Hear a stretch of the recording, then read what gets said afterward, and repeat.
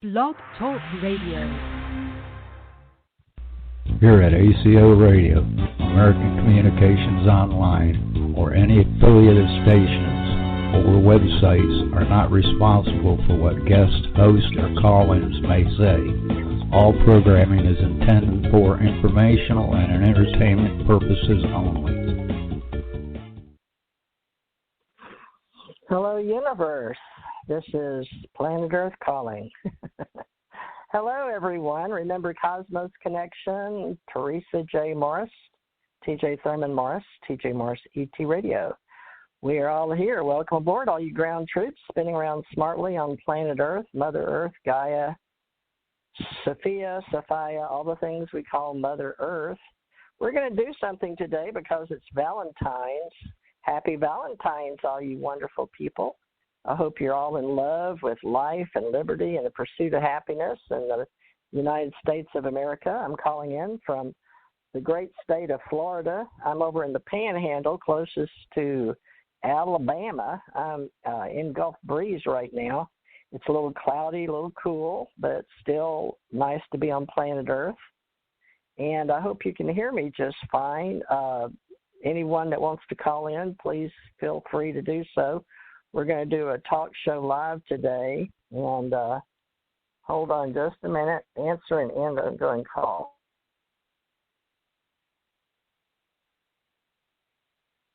I'll merge things. Okay, Tommy, can you hear me now? I hear you now. Since you're on the conference call, we're live recording instead of you called me direct, so I was just introducing the show. You want to say hi to everybody since we're recording? Hello, everybody. Tommy Huxford here, calling from the big island of Hawaii.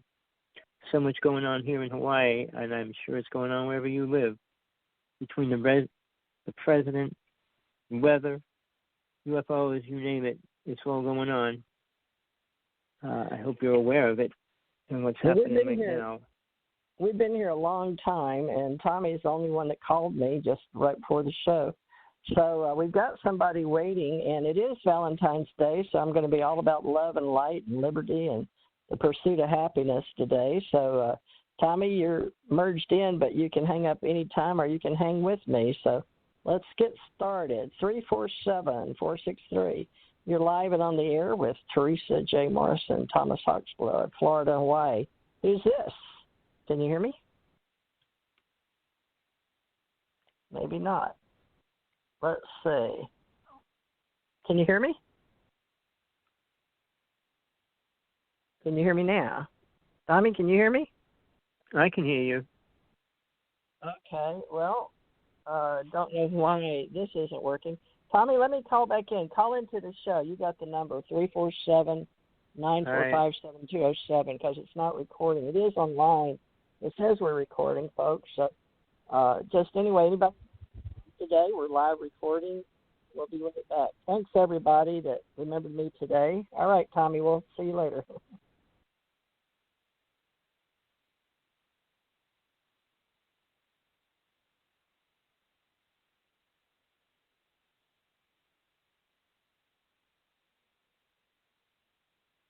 Okay, I'm back.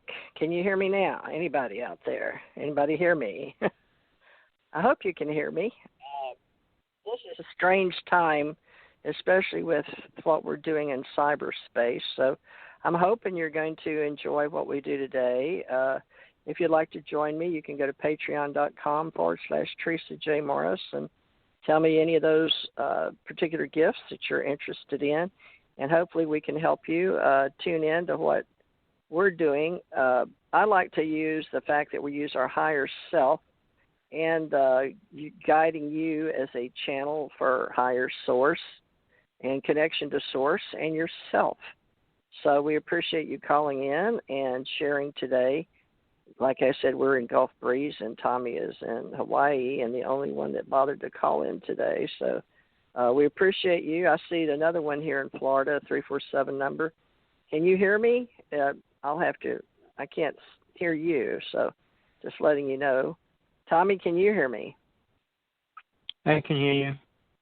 Oh, good. All right. Well, I guess if you can hear me, we'll just continue. A spiritual community, Ascension, Avatar, Master, Oracle, Universal, Fifth Dimensional Spiritual Growth Show. I've got shared Ascension Age books out there, and Tommy's helped me many times on Teresa J. Morris Ministries. You can find him on YouTube. And Tommy now does his show every Tuesday at least, and on his own YouTube, Hawk's Blood 1, isn't it, Tommy? What's the name of your show? Because I watch it with you and Tina, E.T. Girl. Well, right? I give it a name every time I do it. It's on the Hawk's Blood 1 on the YouTube if you want to watch it. Okay. Well, I change the name every time I do it. We've got a different message every week. Well, what about love? Have you got anything for us on love? Because it's not something you're known for, but I never asked you if you're in love with Namgal, but you must be to be with her all this time. You want to help me talk about love today? Because, on a positive note, Valentine's Day is actually a spiritual day, is it not? Are you familiar with Valentine's Day or not?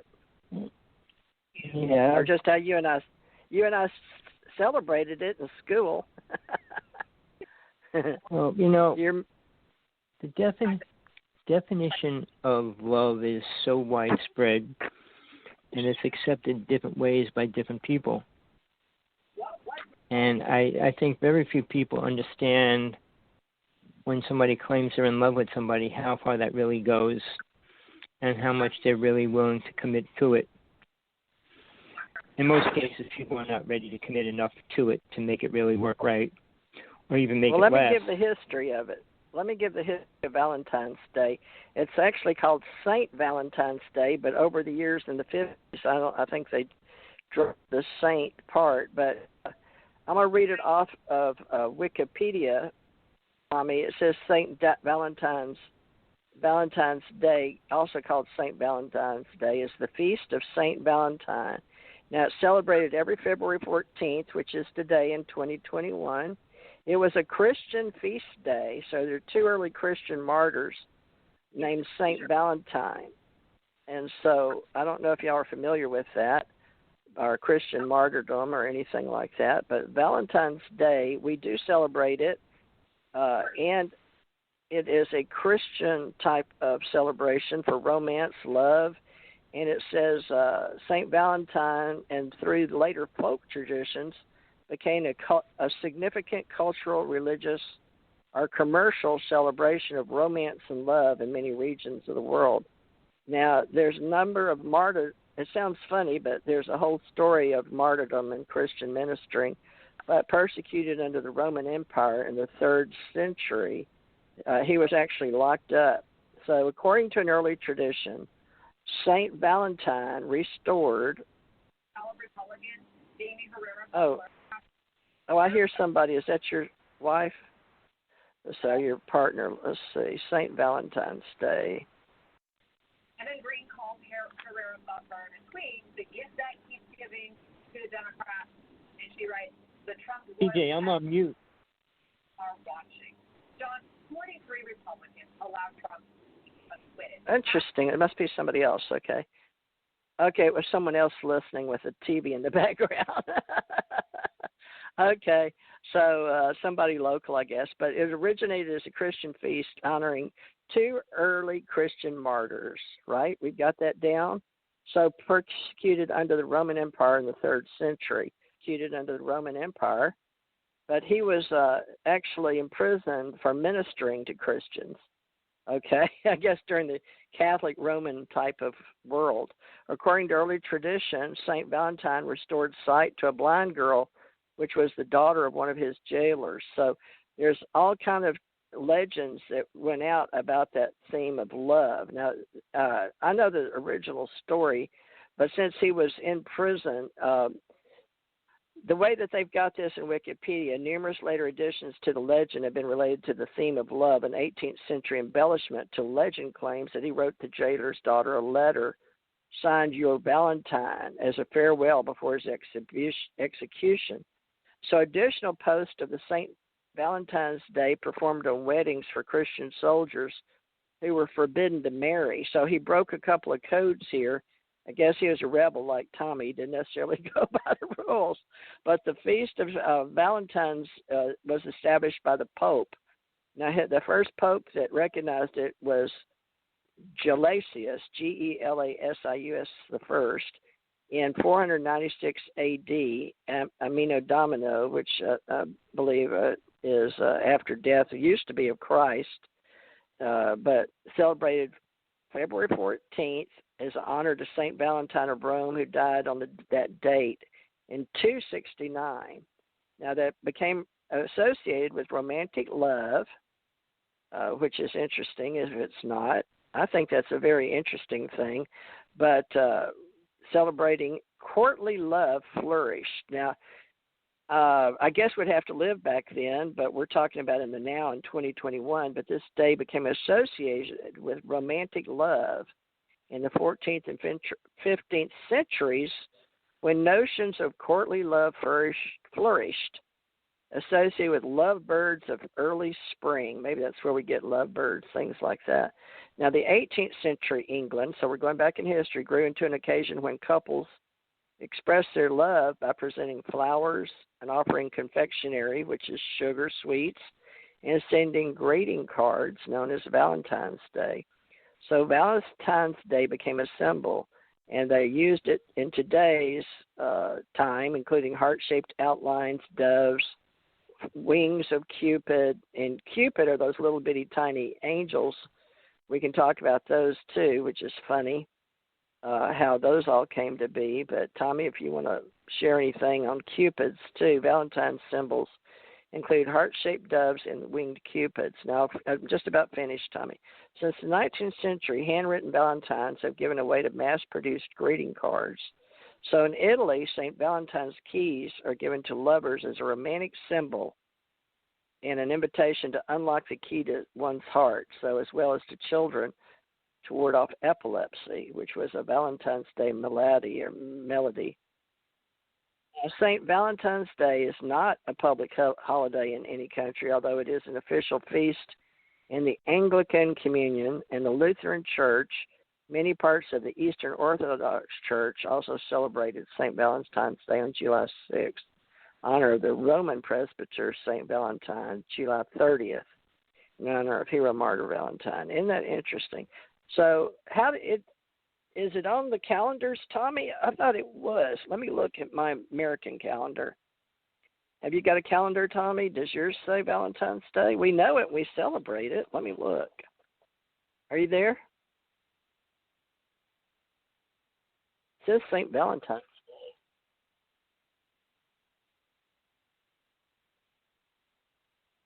Can you hear me? I don't see it on the calendar. I don't see it on the calendar, TJ.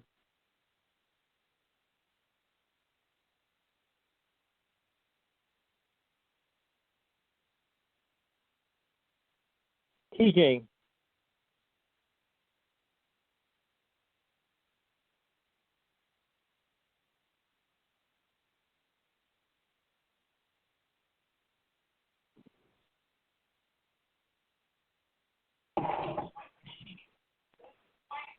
Hello?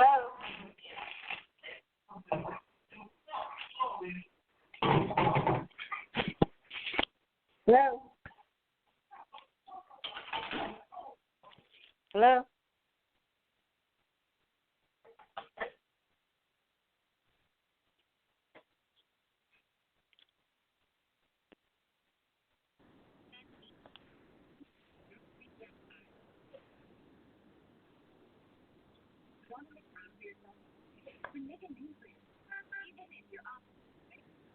TJ, what are you doing?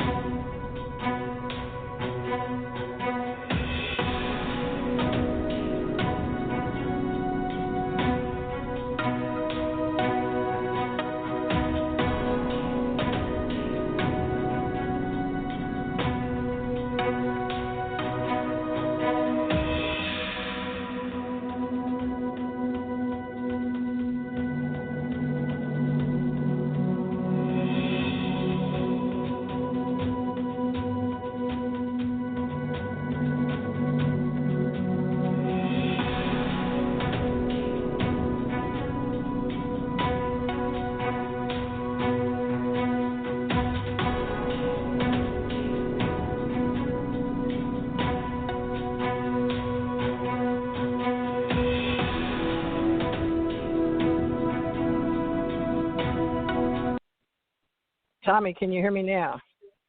Ooh. Yes. Okay. I had to call back in. I don't know what happened, but I couldn't hear you. I don't think you could hear me. So we may have a little downtime right there. We had several people call in at once.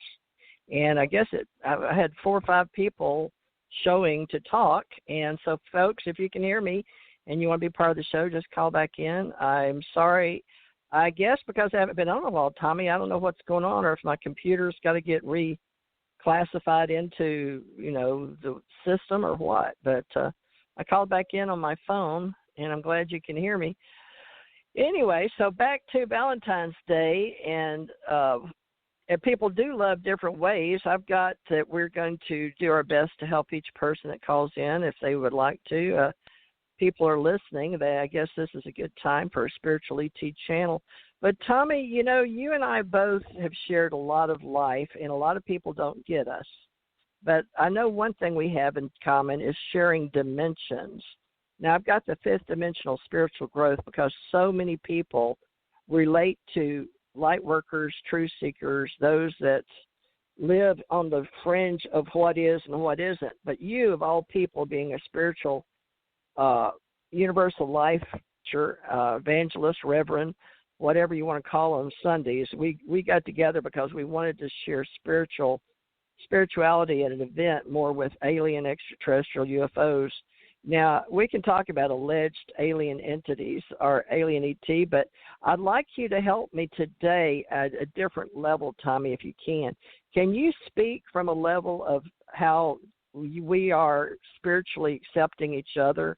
Because I know that you don't necessarily agree with all Christians, but you have past lives, and that to most people is beyond the veil thinking. I don't know if I'm sure you do, but globally, I've been doing Men in Black stories and the education behind those that kept us from sharing a lot of things. And it looks like the Valentine's Day was that way as well. A man went to jail, a man for sharing things they didn't want shared on particular days due to Christianity and the Catholics versus the Christians, so to speak. But it seems like we're still fighting these wars spiritually, and I want to help people, but I want them to understand that we're all something more than just love. But love is important to me. I say love is all there is. My CD was Love One Another, and it's the glue like the ether in all realities. But I've got other people calling in and listening. But can you tell me a little bit about how you feel let's say if you and anyone, you've fallen in love before, and we're going to talk about ET spirit and how it shares, I would think, what you and I do when we're out of body. But you know how they're saying that we're now, the space that you and I live in, this whole planet has evolved into another dimensional way of being, which a lot of people can feel, that spiritually they've changed or something has changed. And a lot of people in world religions believe the world's coming to an end or this is the last days. But I want to just talk about what you and I do for a moment, and then people will be getting to you. We had a little late start in sharing your ideas of Valentine's Day, or if you want to share something or have us do a mini reading. But Tommy, these run towards the psychic mini readings. But share with me, you've been out of body. You understand the dimensions that I've always tried to get you to help me with of being God realized. But let's talk about love. Now, I say it's an ether that holds us together. But is there something positive you can make of today with how we're reacting when everything's changing? The way that they're changing the world and the consciousness to be in the 5th dimension. They're saying we've raised, or we are in the process. Mother Earth is changing, and that's with, all the earthquakes and the ice age and all that. But leaving out, tell me about you. Can you stay on that topic of your dimensional self? Or how would you say your soul? I say we're all ET spirits. But tell them as a man, what do you think? For me, the word ET spirits kind of tries to classify something that was a little more abstract than what soul is. Soul is individual, first off. It has its own reality. It doesn't depend on anything else. It doesn't need anything else. It needs awareness when it comes into the lower worlds, which is where we are, planet Earth, where soul goes through a learning period. Whether it learns anything or not is up to that soul, but doesn't learn anything, then it goes into the word reincarnation, and it has to keep reincarnating until it starts to. And when it starts to learn awareness, it can learn to leave this planet. The starting step is astral projections, remote viewing, which is in any high level, but then it's soul travel and astral travel. But at those points, soul becomes aware. It has nothing to do with love at that moment or in that time frame. When soul comes into this reality, it's put in a new space where it revolves around working with other souls, which entails it doesn't require the word love, even though we want it to. It requires the word compassion. And both of those words were non-existent for a long period of time through history. From the first alien races that came here after Atlantis was destroyed, all the races and different tribal people that were here, love was not an actual word. It didn't mean anything to anybody. It was a word that was created many years later, and I would say it was actually created when Jesus was walking the planet. And why do I say that?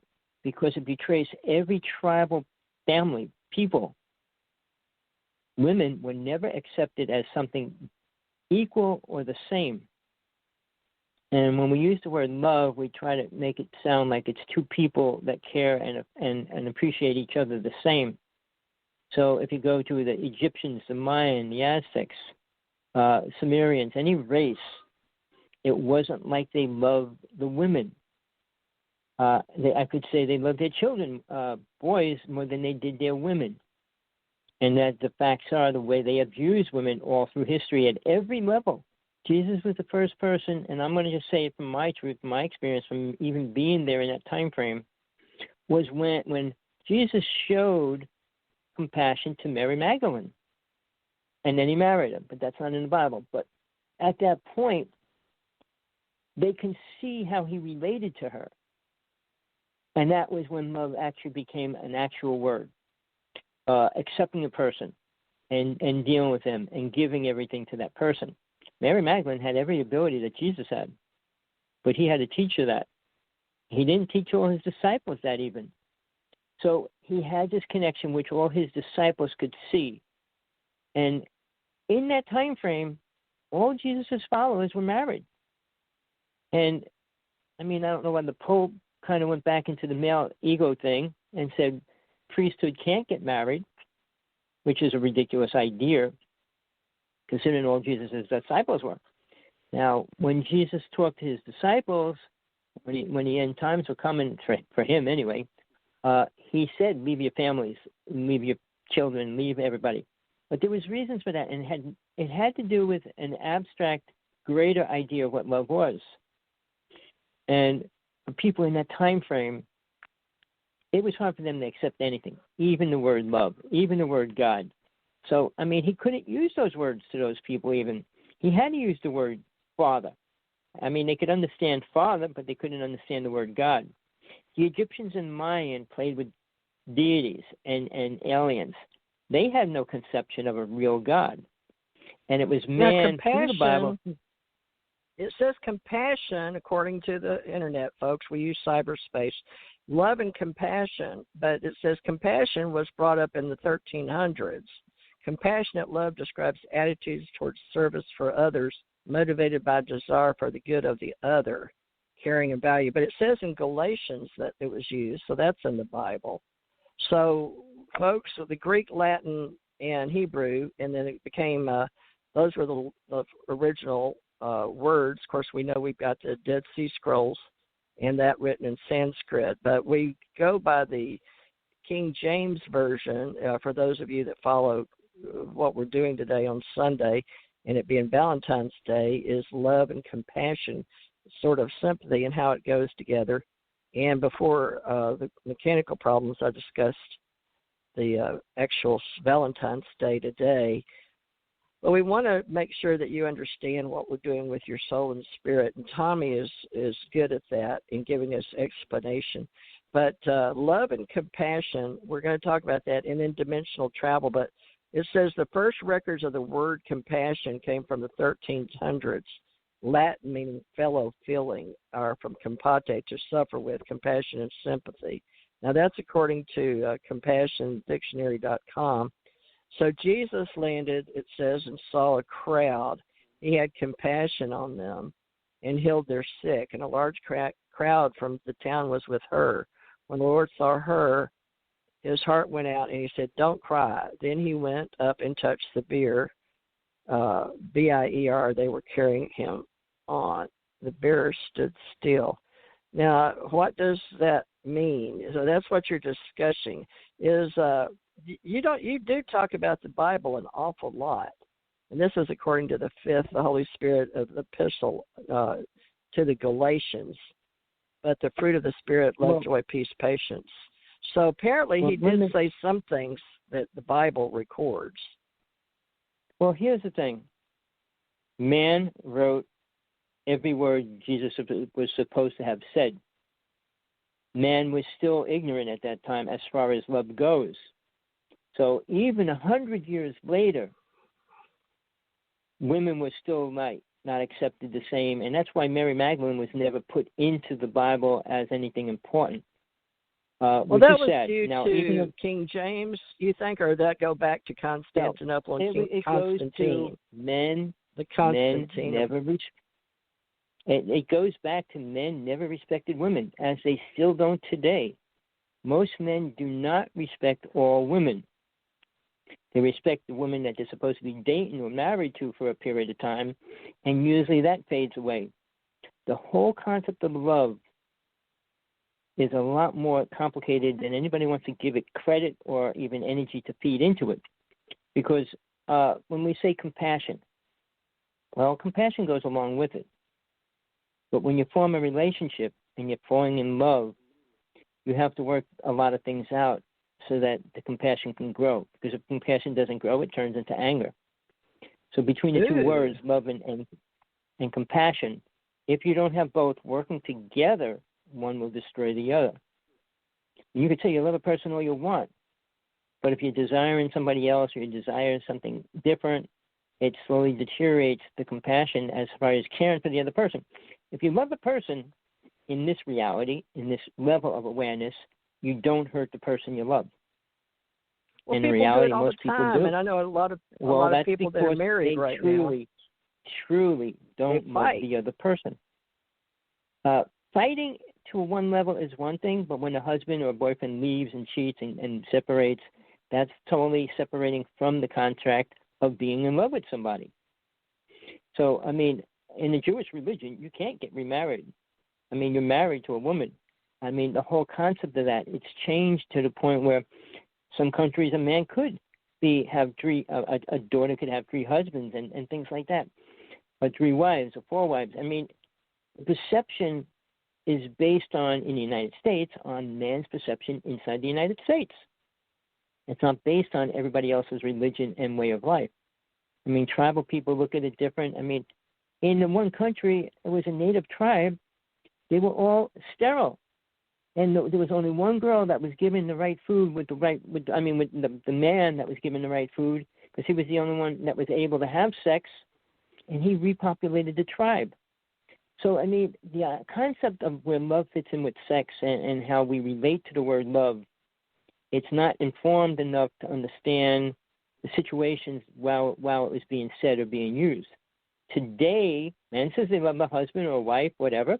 It lasts for 5-10 years, and usually it starts falling apart because suddenly their interest is going elsewhere because they never experience true love. True love doesn't die, ever.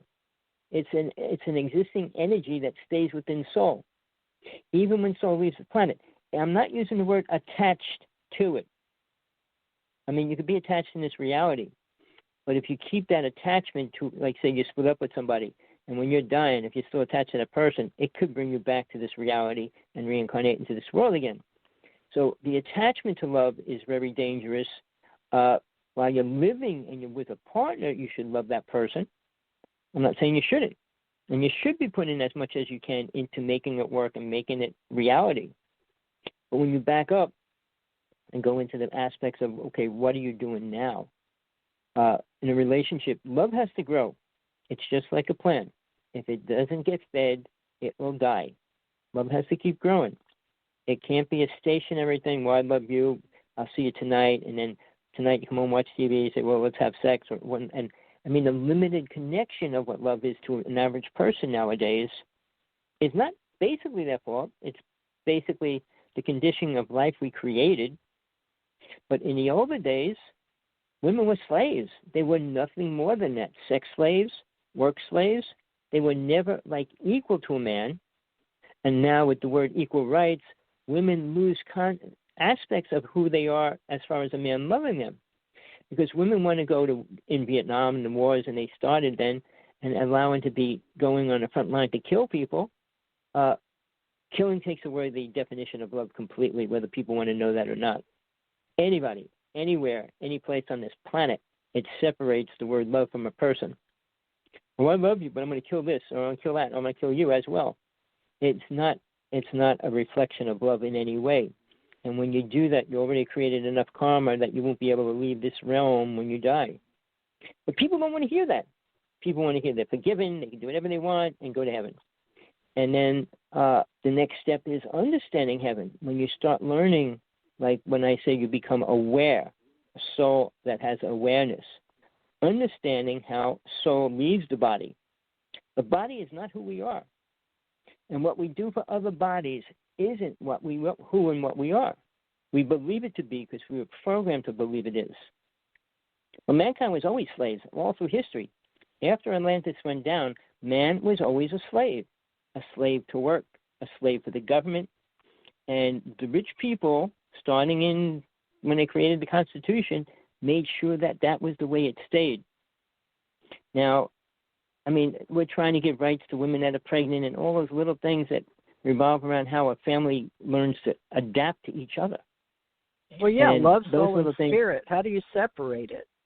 Because love, soul, and spirit on Valentine's Day is quite apropos, and I'm sure people are going to have questions to ask you and I about their own love.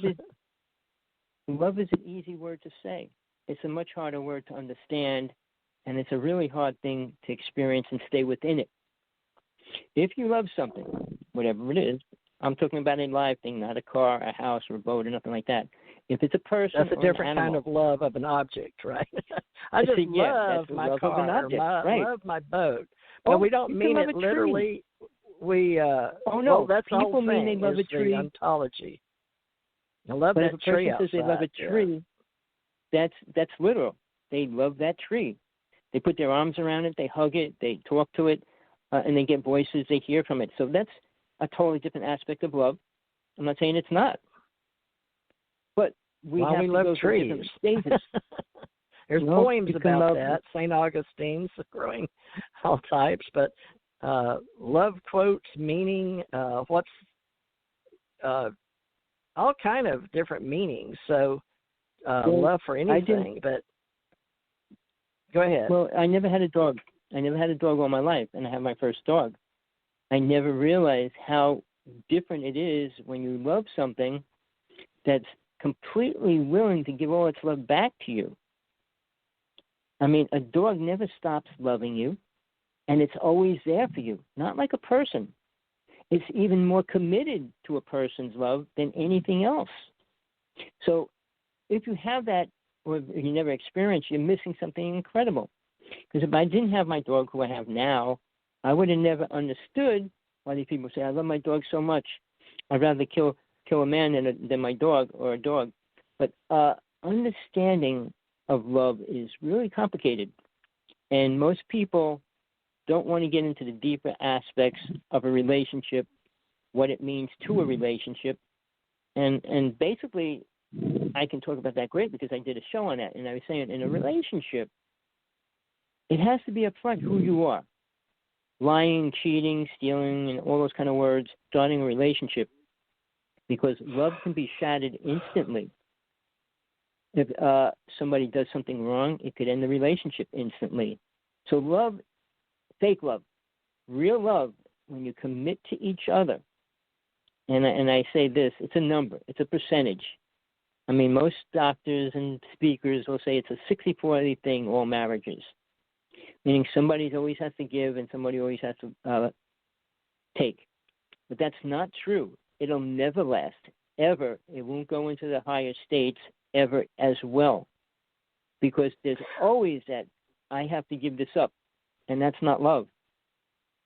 I mean, love's like never saying no. There's different types of love.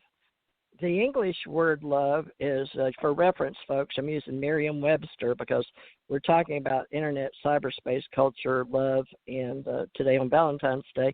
But Merriam-Webster said in the English word love is a reference to strong affection for another. Now, that's the 12th century time, strong affection for another, okay? That's I'm sure the another is a human being. So the English language has one word, but there's also other different meanings depending on the language we use. And I don't even know how many languages there are, but there's also love of self-love. And apparently self-love, that was in a state of appreciation for oneself that grows from actions to support our physical, psychological, and spiritual growth. But that is from an article that was in Psychology Today.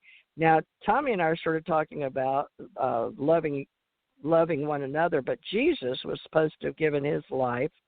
Love your neighbor as yourself is Matthew 22:39, Mark 12:31.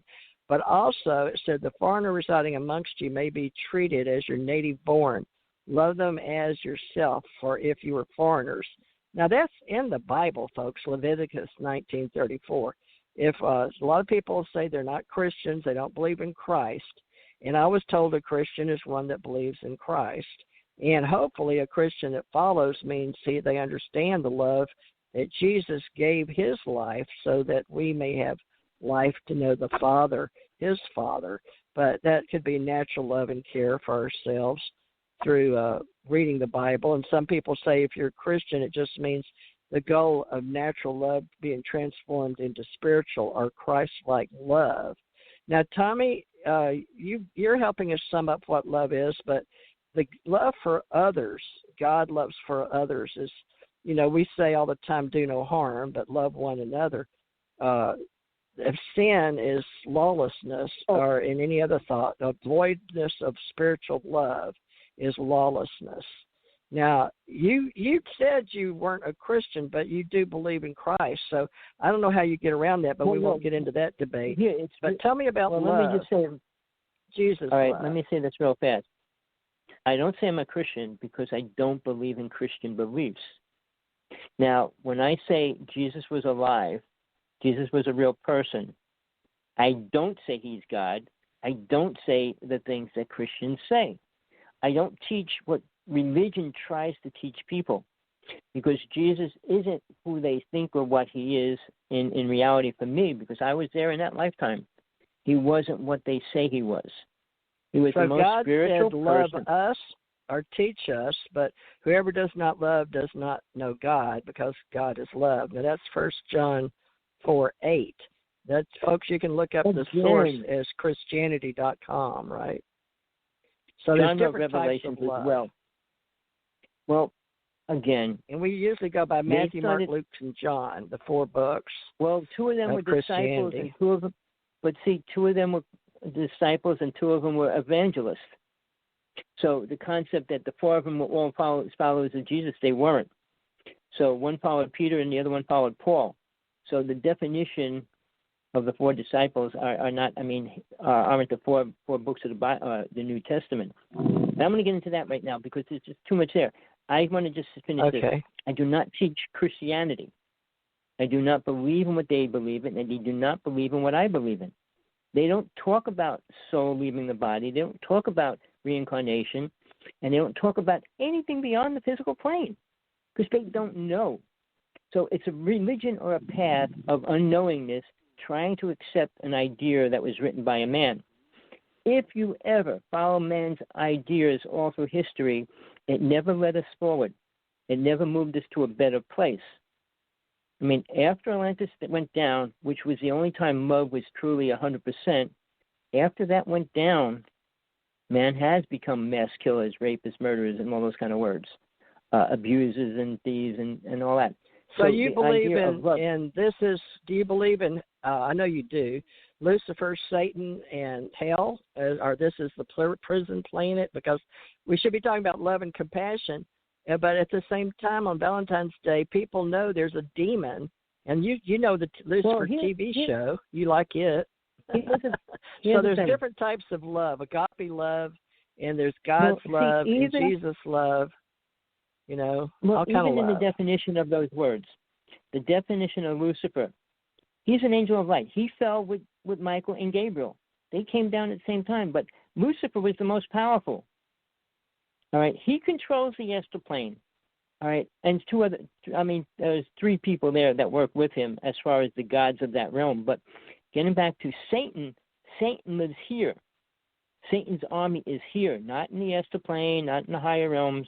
Satan is here, and people are more willing to give in to Satan because he gives them what they want.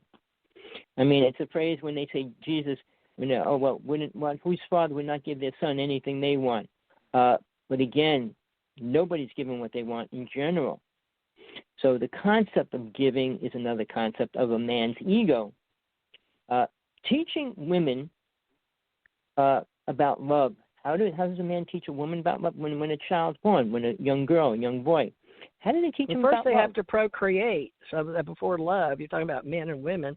So Valentine's Day is supposed to be about love of hopefully a man and woman, or I guess it could be any 2 people that are into the monad or into, God is all. But there's various levels of love and light and sin and Satan and origin of devil, or Lucifer, the shining one that you're relating to.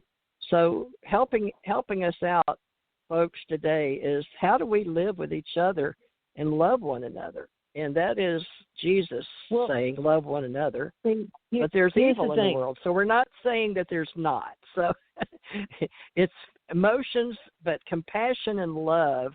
We celebrate Valentine's Day, hopefully, in the Christian way, or love one another, because we use that in America, Tommy, as a do unto others. A word. It's an word, idea, yes. But it doesn't exist. All right. But we say there's words for it. I'm not going to stay on. I'm not going to stay on forever, TJ. Today, I got to do things. Okay. But I don't want to bring you to a place you don't want to go, because what about you being a spirit? Because that's one thing I like talking to you about. Is you don't have to define for the entire world, all these feelings and emotions. But let's talk about you and your divination and how you see yourself, because you talk about Eckankar, and I know that you studied that for like so many years, but how did that differ on Valentine's Day to somebody that just, John Q. Public that got flowers? Religions, almost all religions, in the basic concept of a religion, they accept the word love, including the Pope, the Dalai Lama. They accept that word, but it's fictional. For mankind, to love, like they created another scenario word that doesn't exist, a couple words. Unconditional love. No such thing. That's agape, right? Agape love, brotherly love, affection, selfless and unconditional, sort of like namaste. You give love unconditionally? And then there's eros. Well, there's a lot of words to use around it. How many people truly love everybody on the planet? How many people love everybody? It's like saying, I love the rapist, I love the murderer, I love the child abuser, I love those people. Do you really? Told you have to love everybody?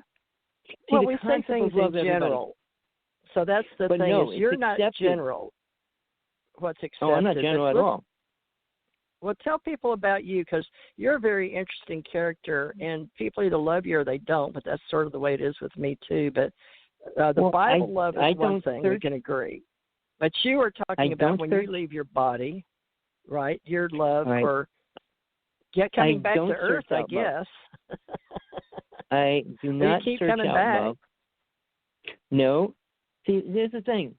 Soul comes here until it learns what it is. And when it learns what it is an individual soul. Not a unity of a group of souls, not a unity of all the souls. It's an individual soul itself. In that, it needs nothing else. True connection to God itself. And that's what soul learns. So that's love As the Lord your soul God with all your heart, your soul, your mind, and all that strength. That's Mark. So the second rule was to do love any of that, yourself, wait, your TJ. neighbor as yourself, right? Yeah. To do any of that, you have to know God. You can't say those words if you don't know God. And very few people have an understanding of God in any reality, because all they know about God is the program Christianity pushed upon people. God's a loving entity that loves us all, protects us, and all those words. It is not. None of those words describe a true God. It describes what man created God to be. Now, even Moses, when he came out with the Ten Commandments, they were laws to live by in this physical reality. And he didn't like them.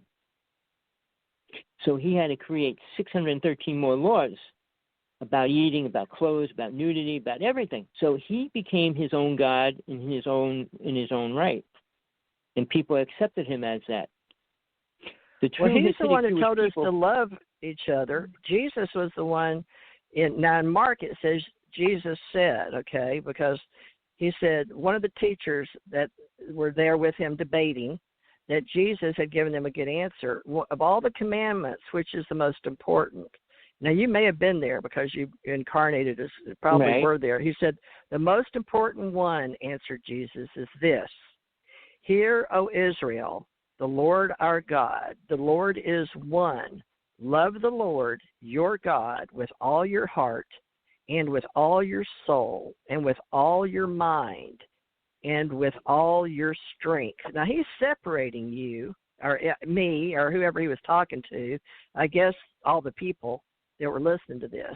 So he said the most important commandment, because they were debating the 10 Commandments, saying he wasn't who he said he was, right? But he didn't care about that. But he wanted to demonstrate the love of obeying the commandments was what was going on. But he said the second is this, love your neighbor, okay, is what this is about. Now, this is in red in the Bible. You shall love your neighbor as yourself. There is no one commandment greater than these. Then Mark 12:31. So you don't agree with that? Well, what about in today's King James Version? Well, this is what Jesus said in Mark. Well, Matthew, Mark, Luke, and John is what we use as Christians. We use the whole Bible. Most of us that are Messianic Jews are Messiah, believe in Jesus as well as Yahweh, Kabbalah, Kabbalistic Jews are even paid. It said enemies, just as God loves all his people, Jesus calls us to extend our love to our enemies. Now, that's Matthew's, right? You've heard that the law of Moses says, love your neighbor and hate your enemy. But I say love your enemies. Pray for those who persecute you in the way you're being acted as children of your Father in heaven. For he gives his sunlight to both the evil and the good. He sends rain on the just and unjust. Love of those who love you. What good is that? Even corrupt tax collectors do that much. If you're kind only to your friends, how are you different from anyone else? Even pagans do that. But you are to be perfect, even as your Father is imperfect. Now, that says Matthew 5:43-48. So there's love that way in trying to learn that God was telling us to love one another. And that if you said you've got to love God to understand it. He did say that, right, to Israel, to who he was speaking of, the Jewish people or Protestants. I guess they weren't Protestants, they were pagans. Well, see, we didn't say Catholic and Protestant. We said pagan. First, you have to understand Hebrews. Okay, what did we say back here's then? Something. Well, let's start with the 10 Commandments. People have no clue what the 10 Commandments are. Well, that would not be love. Wait, no. Love was not used in any part of the 10 Commandments. But that's when, now here we can go into the extraterrestrial. was the way von Daniken, who studied so many languages and broke it down in Chariot of the Gods, said that wasn't a God the way he thinks of God, loving, God is all, God is one. He doesn't know God. He was Catholic. How can he say something? How could he say something about something he doesn't know? Very few people on this planet. Well, he was studying at that time. Studying doesn't mean you know anything. You could go to college. It doesn't help you understand God, Jesus, or death or soul. It doesn't teach you any of that because they don't have any knowledge of that to teach. They don't have any knowledge to teach about the 32 psychic abilities. And they can't because they don't know how to use them and they don't know how to control them or even create them. So he said, all the aspects of Eric college, von Daniken's worth about $30 million, so he must have done something right as what a he's Swiss worth. author. Just like Jesus said, rich people will never get into heaven. So he's one of the people that will not because he put so much false information into this reality. He's responsible for that. For anybody that believes what he taught or what he said or what he was even trying to make people follow, all right, the things like even the Anunnaki. When he wrote all about the Anunnaki, that's all false teaching. And people believe that, swear about it because it was written. And people believe things that were written. The Sumerian, we have all the Sumerian, Akkadian, Sumerian, we have all that, and then all the different languages, and we have the Rosanna. But that doesn't mean anything. Stone. People that lived, if we believe in history. Well, let's go back to you. I really want to cover that part of you that's so important. That part that comes and goes, because I keep dying, Tommy, and I keep getting sent back here. So you've been out of your body. I know you've had some rough stories. People can read your books, which we'll mention your books. But talk about that part that never dies. Is that love? Is that love for humanity or just love for ourselves? It has nothing to do with the concept of love. What does Eckankar teach? What does Eckankar teach? I don't want to talk about Eckankar. I don't want to teach what Eckankar teaches because they don't have the ultimate truth. Well, let's talk about all I want to teach is the truth. The truth is soul. Getting back to soul, where I started, is individual. Okay, so. When it goes through all these other realms, it's by itself. It's not in love with people and has friends with them and meets friends and then they marry each other and stay with each other. It's not like that. That do you think that's because we can talk reality. To ourselves? When you're out of body, you still have thought and mind. A lot of people haven't done that. They haven't even had a near-death experience, or no one showed them, or they haven't, done drugs. But you don't need them to go out of body. Deep meditation. But what you talk about is different because you're not dealing with the idea of people. When you let go of the idea of people, you can experience who and what you are as soul. As long as you hold on to people, you're more concerned about what they think, believe, and preach, and all that. And you're responsible for that. No, you're not. We're not responsible for any other person on this planet. Your children, your family, you're not. When you create a bond and you say, I'm going to be responsible for you, you take that responsibility. But as a soul, you don't have to have it. You're not here to have that. I mean, it might help you experience something if you're ready, but you can get the same experience no matter what path you follow, no matter who you're with, if you follow the true inner guidance that you'll be given, if you can hear it. Now, the thing about soul, it works with angels. You think soul works with love too? See, the word love is delusional. Anybody, it's a feeling and emotion angel, close to compassion. It all comes out of the brain. The 5 feelings and emotions come out of the brain, not out of soul. Soul doesn't have them. When you step out of the body, you don't have a bloodstream, you don't have a heart, you don't have a nervous liver, system. kidney, you don't have a brain, and you don't go through those things. So what are the awareness soul has? It's not a memory. It's what soul vibrates at.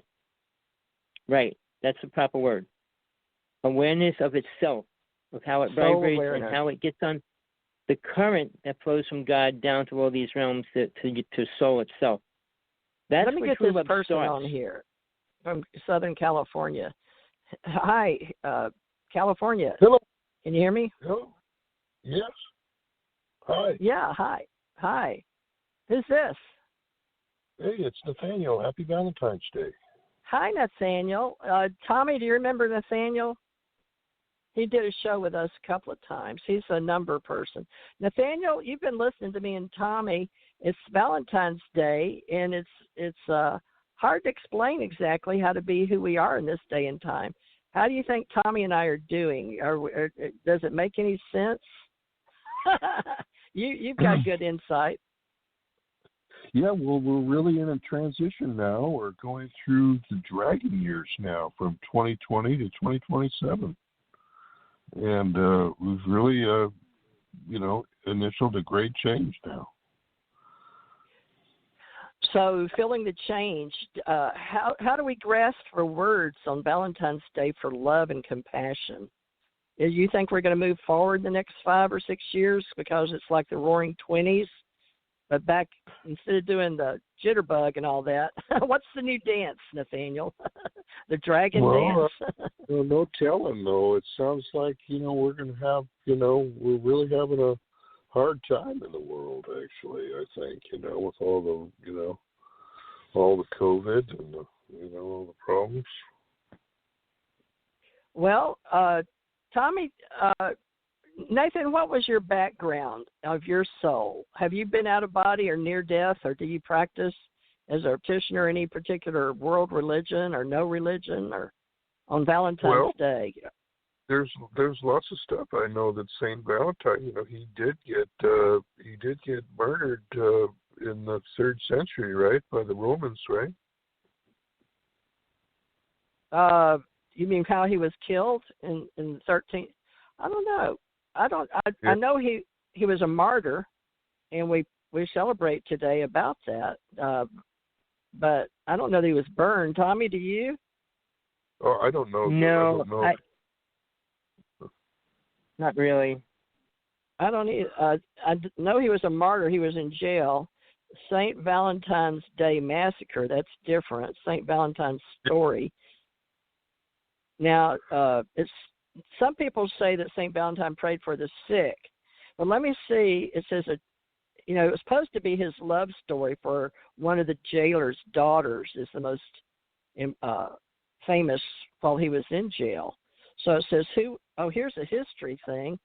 You think we should look at that? Decapitated once, but it was a medieval poet, holiday romantic tradition. I don't know. Is it supposed to be all about romance only? It says the saint of romance. Yeah, well, I think he did, he was, petitioning that, that we should have, romance. And he had secret weddings in the 3rd century. So they imprisoned him. He has healed his captor's blind daughter, causing the whole household to convert to Christianity, seeking his faith. Do you know how he did that? Did he put mud in her eyes, or how did he do that? Well, he sent her a note before they were going to kill him, before he was just says tortured and decapitated. But it doesn't say he was burnt. It says he was tortured and decapitated. So on February 14th, he sent a girl a note.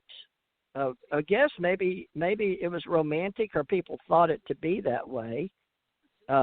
We can't know for sure, apparently. So some accounts say that his name being Valentine, he signed it, "Your Valentine."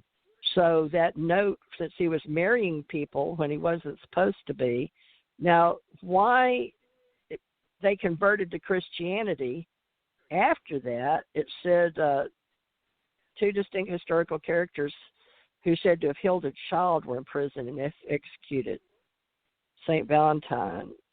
So I don't know exactly his martyrdom, folks. You're going to have to look that up and see what you agree. But he's supposed to have healed a child while he was imprisoned, and it led to a big religious conversation around that they were converting Christians. So I guess from Catholicism to Christianity. Yeah. Interesting, isn't it? Constantine omitted 45 books in the Bible, and that was right around the same time. Tommy, do you remember any of that, or is that later with Constantine?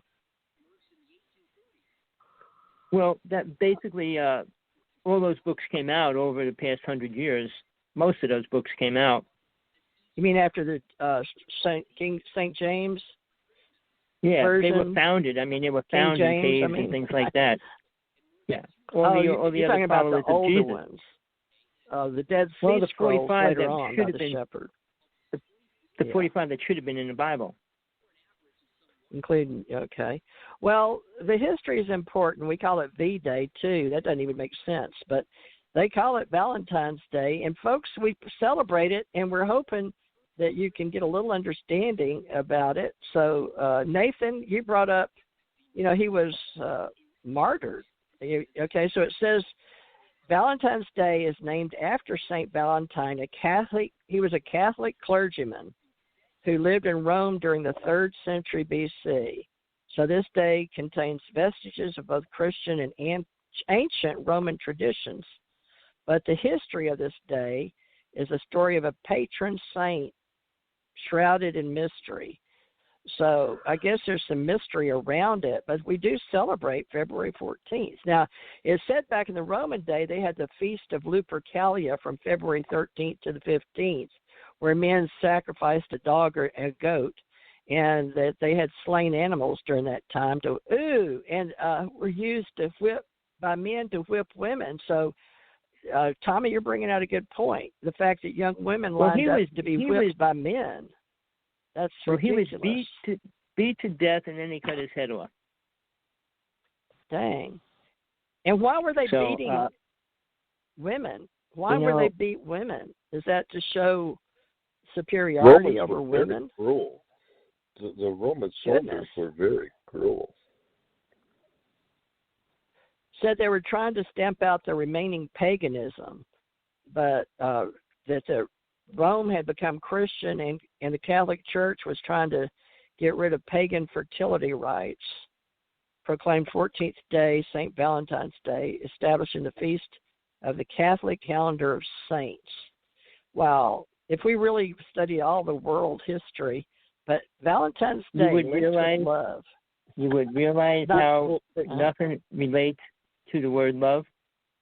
That's what I'm looking at. It says it's celebrated in most countries, but they've developed their own traditions around the days. So around the world, they celebrate it for different reasons. Now, I didn't know that, but here we have family members and friends. I always thought it was about Valentine's Day cards and candy because I grew up in Louisiana and we sent each other Valentines in school. But I didn't know the deep meaning of why we celebrate it. Hold on. I got to take this call. Okay, we right can back. come back. I'll talk to Nathan. Do you see love coming into my life, sir? Nathaniel, you are a very curious person. I've always loved you, and you've always been here with us in every incarnation. But you always bring your uniqueness, your very unique soul. So you've got all the love in the world, but there's something unique about you, and you don't put yourself in situation to meet a lot of women. Remember the last time we talked, because you may have even been on one of my last shows. I've talked to you 2 or 3 times. But your love is more congregational unity, universalist type. You love the world in such a big way. Are you really looking for another woman to settle down with? You still got that home. You still live by yourself, right? Well, no. Have you living with somebody right now? That was a long time ago. A roommate? You have a roommate? Well, yeah. There's a roommate I have called Angie. Do you see me getting together with her?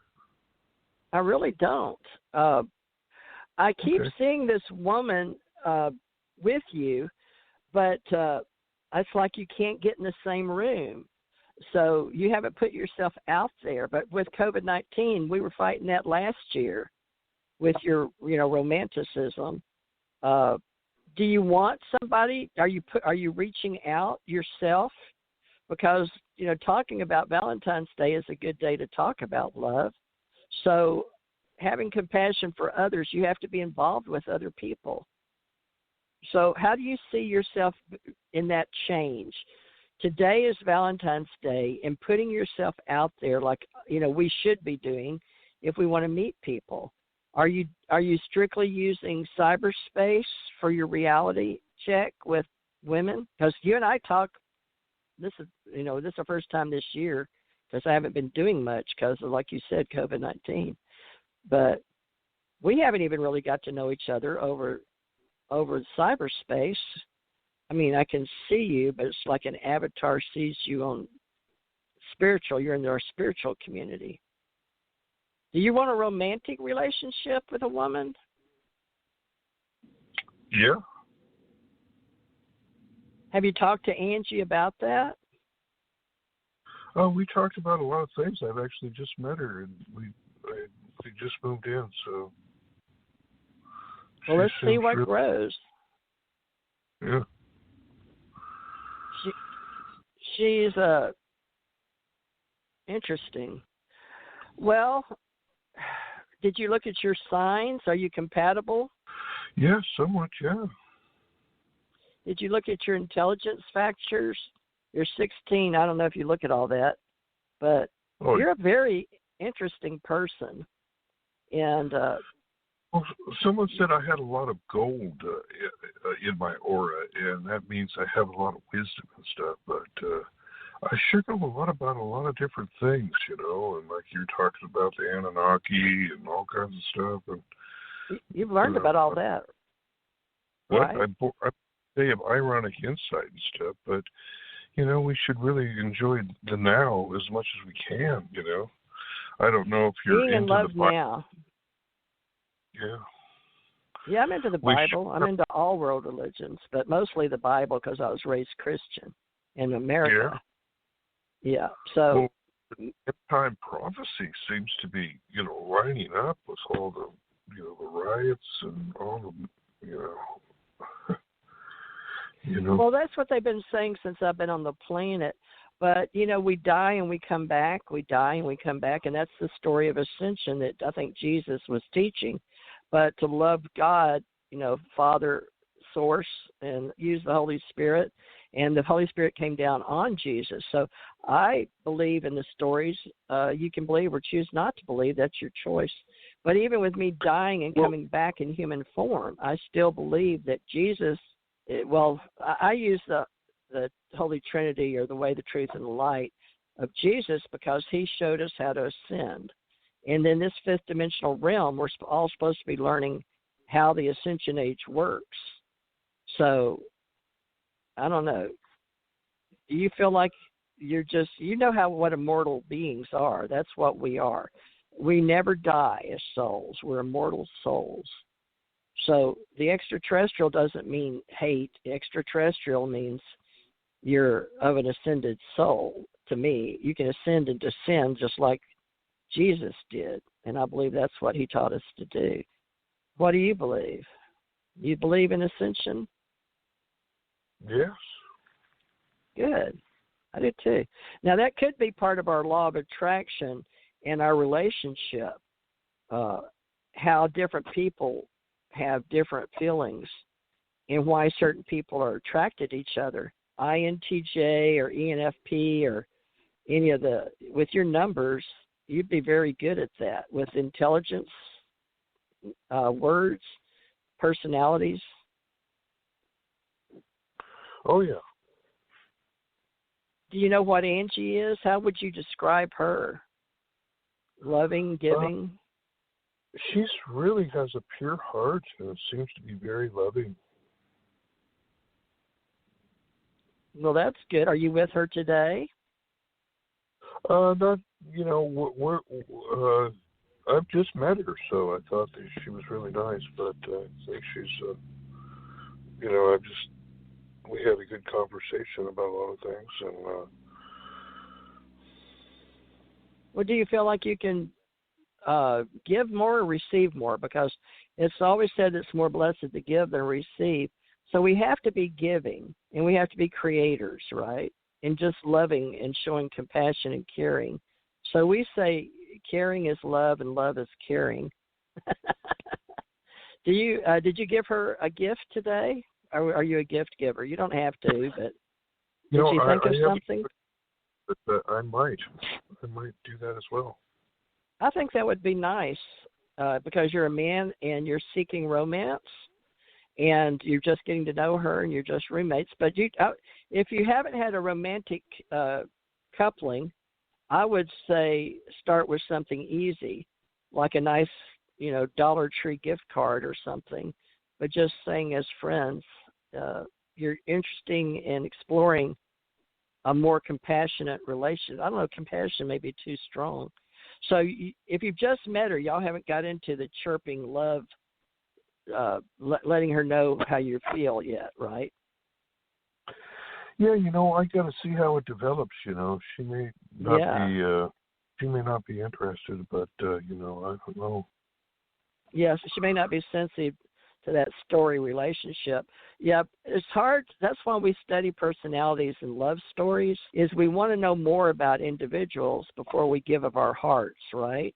So we apply friendships. But it's funny, once that law of attraction or that fascinating part of us goes into lack of crush and more friendship, we tend to put people over in that friendship zone. And I wonder what that is. Our chemical smells and our affairs, they're not star-crossed, so to speak. That's why we like to study personalities and perspectives on how we see when we came in with the stars. A lot of people say that I don't have an astrologer. You're probably the closest thing to it. And tell people what you study, Nathaniel. Well, you were born December 27th, right? No, day after Christmas, 26th, close. Tommy was born December 10th. I was born the 26th at noon. 12 noon on the day after Christmas, 12/26. Okay. Now, I'm a Capricorn according to standard 12 zodiac signs, right? With You're actually Aquarius the first day rising. of full Capricorn, because Christmas is actually the Sagittarius Capricorn cusp goes from the 19th to the 25th. And it starts out, the 19th is the day of the Hellraiser. And then the 20th is the day of the Generator. And then it goes on to Christmas is the day of the Supernatural. Well, Christmas is, I was born the next day in Central Time in Monroe, Louisiana. So you're born the first day of Capricorn 1. So you're full Capricorn. Right. December 26th. This changes on the day, but it takes a whole week to change. 360th day of the planet. There's 365, but I was born on the 360th day, which is 3 and 6 in numerology is a 9, which I'm pretty much told I'm a 9, and I've had this will be my 9th complete reality check. You're 8 because the 2 and the 6 equals 8 there, and then so you have the strength card for your. And on the Gregorian calendar, I'm on the 360th day of the year, so I'm a 9 as well. So history just depends on the day and how you do it in numerology. But you can also do 12, 26, 19, 51. You add them down 12, then 26, then 19, then 51, and it still comes out to a 9. Now, how are you doing it? What are you reading, or what do you work with? There's all different kinds of ways to do it, so. Well, let's talk about you. What day were you born? I was born the day of ironic insight. Well, what day is that? That's May 1st, 1957. Are you a Capricorn? No, I'm a Taurus. Oh, Taurus, a bull. I said Capricorn, but I was thinking Taurus because that's supposed to be my perfect complement. You and I should be getting along splendidly well. A Taurus and a Capricorn. Well, you're born the year of the rabbit, though, and I'm a rooster, so they're opposites. Now, you were born on a Wednesday, and so was I. You were born Wednesday, May 1st, 1957. Now, let's see. It says this date was 23,297 days ago. May 1st, 2021 is on a Saturday. Someone born on this date. So what happens on this day? Do you know? What? On the day that you were born. Have you ever looked up the famous things? Oh, There's that's the May Queen and everything like that. Yeah. Wednesday. All right, baby boomer. Yeah, you're rooster. So you go by the Chinese zodiac as well. So you're star sign Taurus, but you're a baby boomer. Yep. 63 years, 9 months, and 13 days. Now it says the UK test hydrogen bomb came out May 15th, the year you were born. So you were born 2 weeks before they dropped the test of the hydrogen bomb. And then the computer truck was April 3rd. Electronic computer, believe it or not, April 3rd. And you were born May 1st. The computer that came by truck, it's called electronic computer. Isn't that amazing? They're talking about putting the computer in your brain now. I know. What do you think of that? Is that good, or is that scary? A help? It's kind of in time prophecy, with the all that stuff. Well, it's thinner than a hair, and so is the numbers, because all of these people being vaccinated, if you keep up with the most important changes in the people in the world, Mr. Gates, which has sold a lot of his Microsoft, but he's now invested heavily into the other gentleman that owns See's Candies. Who is that? One of the other famous men. And farmland. He's Buffett. the largest. He owns more farmland than anyone. Because he's realizing, Really? I think the dollar is not going to be worth anything in the future. So his dollar is, well, he started Earth Now. So much money. What's that? Earth Now. He's investing in Earth Now. And then Warren Buffett. What does Warren Buffett own most of? What's the name of his company? Berkshire Hathaway. He runs that. So, but Bill Gates he's putting a lot of his time and investment into people that they'll all be registered on the planet by number, especially in India. And then he's also looking at. But in order for them, because they help do that. If they keep us 6 feet away, that will the cellular satellites will be able to pick us up, like the facial recognition does to people in China. Right. Yes, we're working on that all. Yeah, that's very important that you brought that up. And Valentine's Day, folks, we want to be more about love and light. And I know a lot of you would like me to do readings and how we feel about each other. And we'll get into that as we know each other better. Nathaniel, with you and your May 1st, 57, and, you're very intelligent and you're nice looking and you're very compassionate and sweet.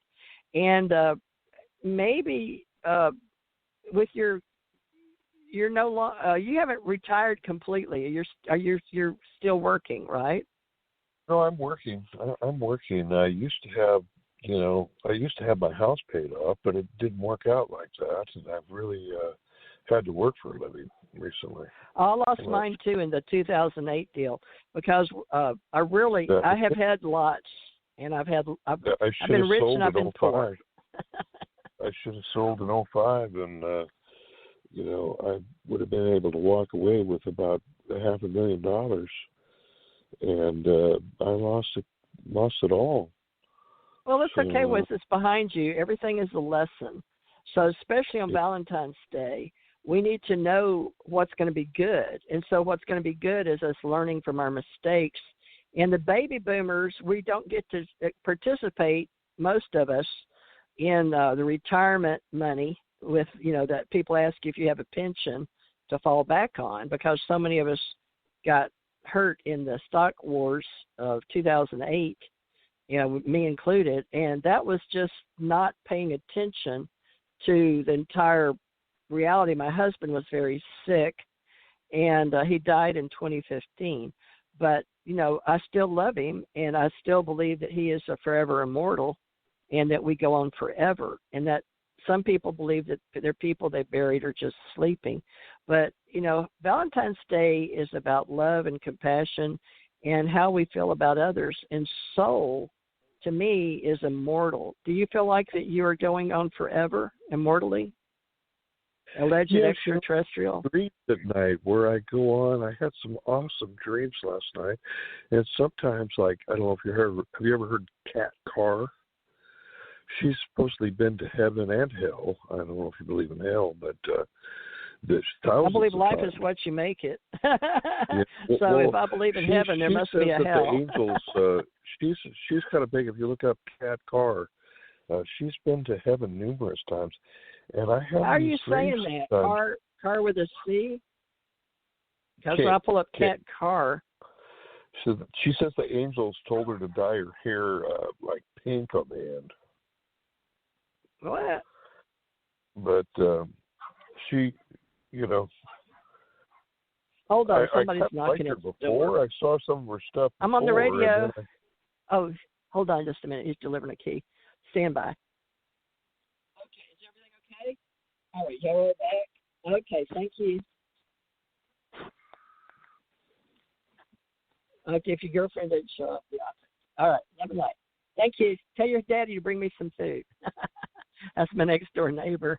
Now he's on the radio show. But Nathaniel, what are you having for dinner tonight? I'm not sure. I may have a chicken sandwich with a lot of vegetables. Oh, you're okay. Well, you're watching what you eat, right? Well, we got personalities, and you've been very helpful. You and Tommy have always been very helpful. Hold on, Nathaniel. Let me talk to this other person. 917. Hi. Where are you calling from? Tell us your name.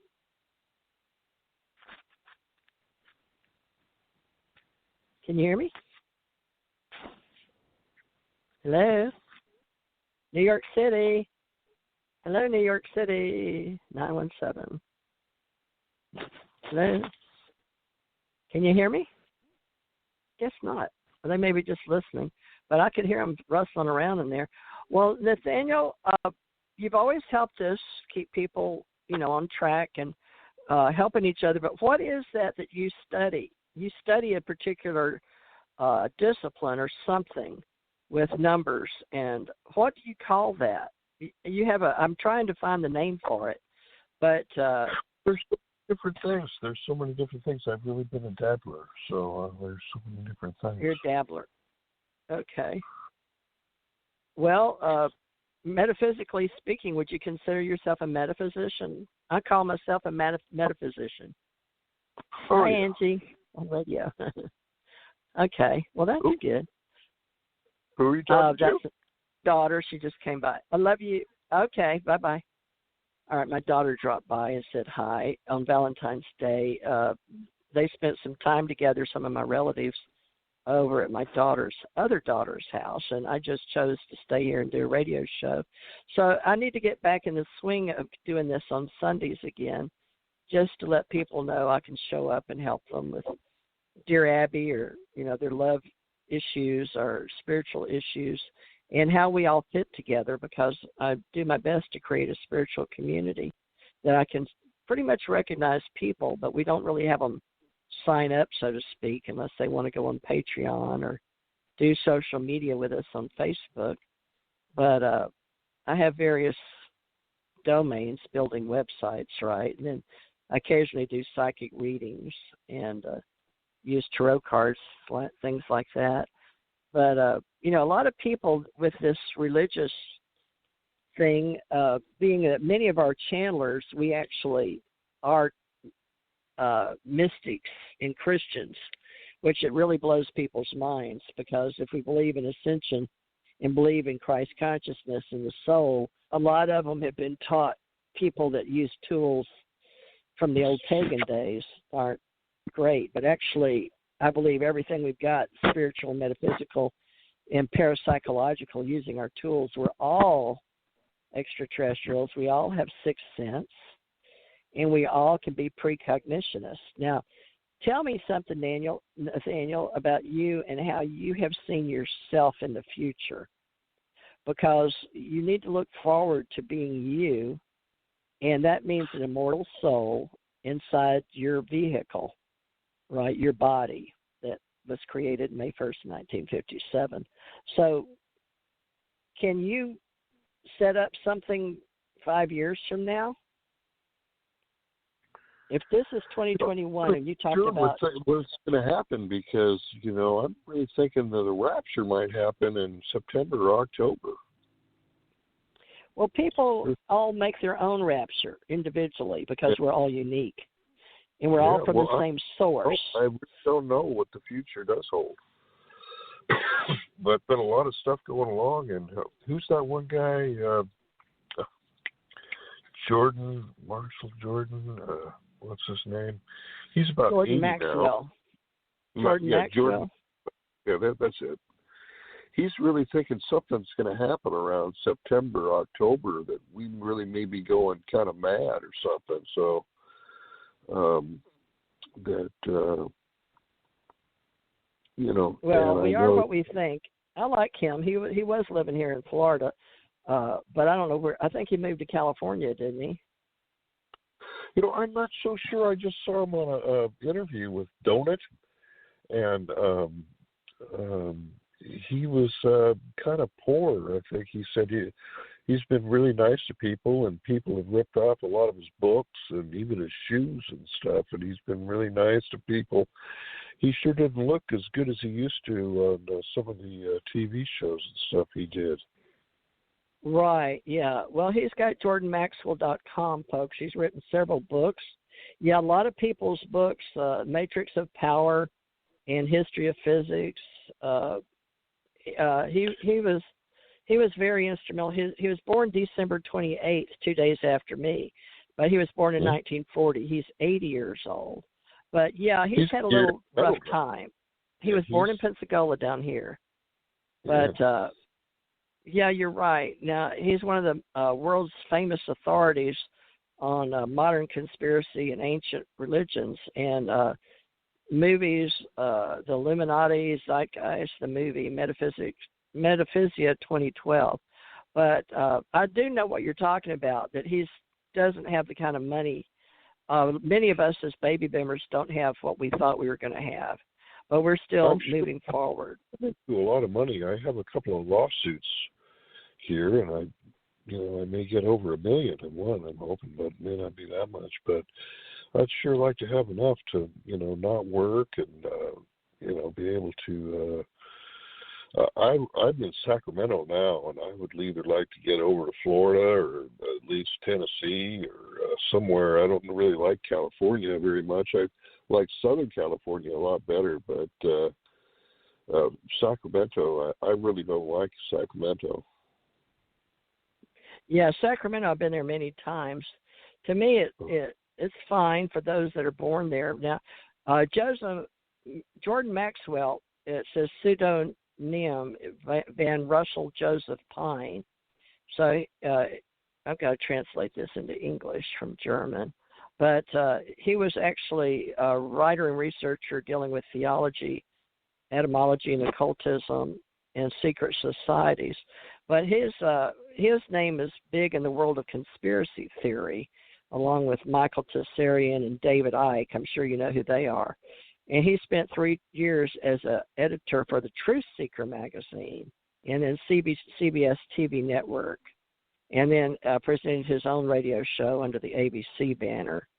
So CBS is, American Radio and Television Network, right? Commercial. So Jordan Maxwell had a show. They have the Jordan Maxwell Research Society, and Gaia has Jordan Maxwell, and then Jordan Maxwell Videos.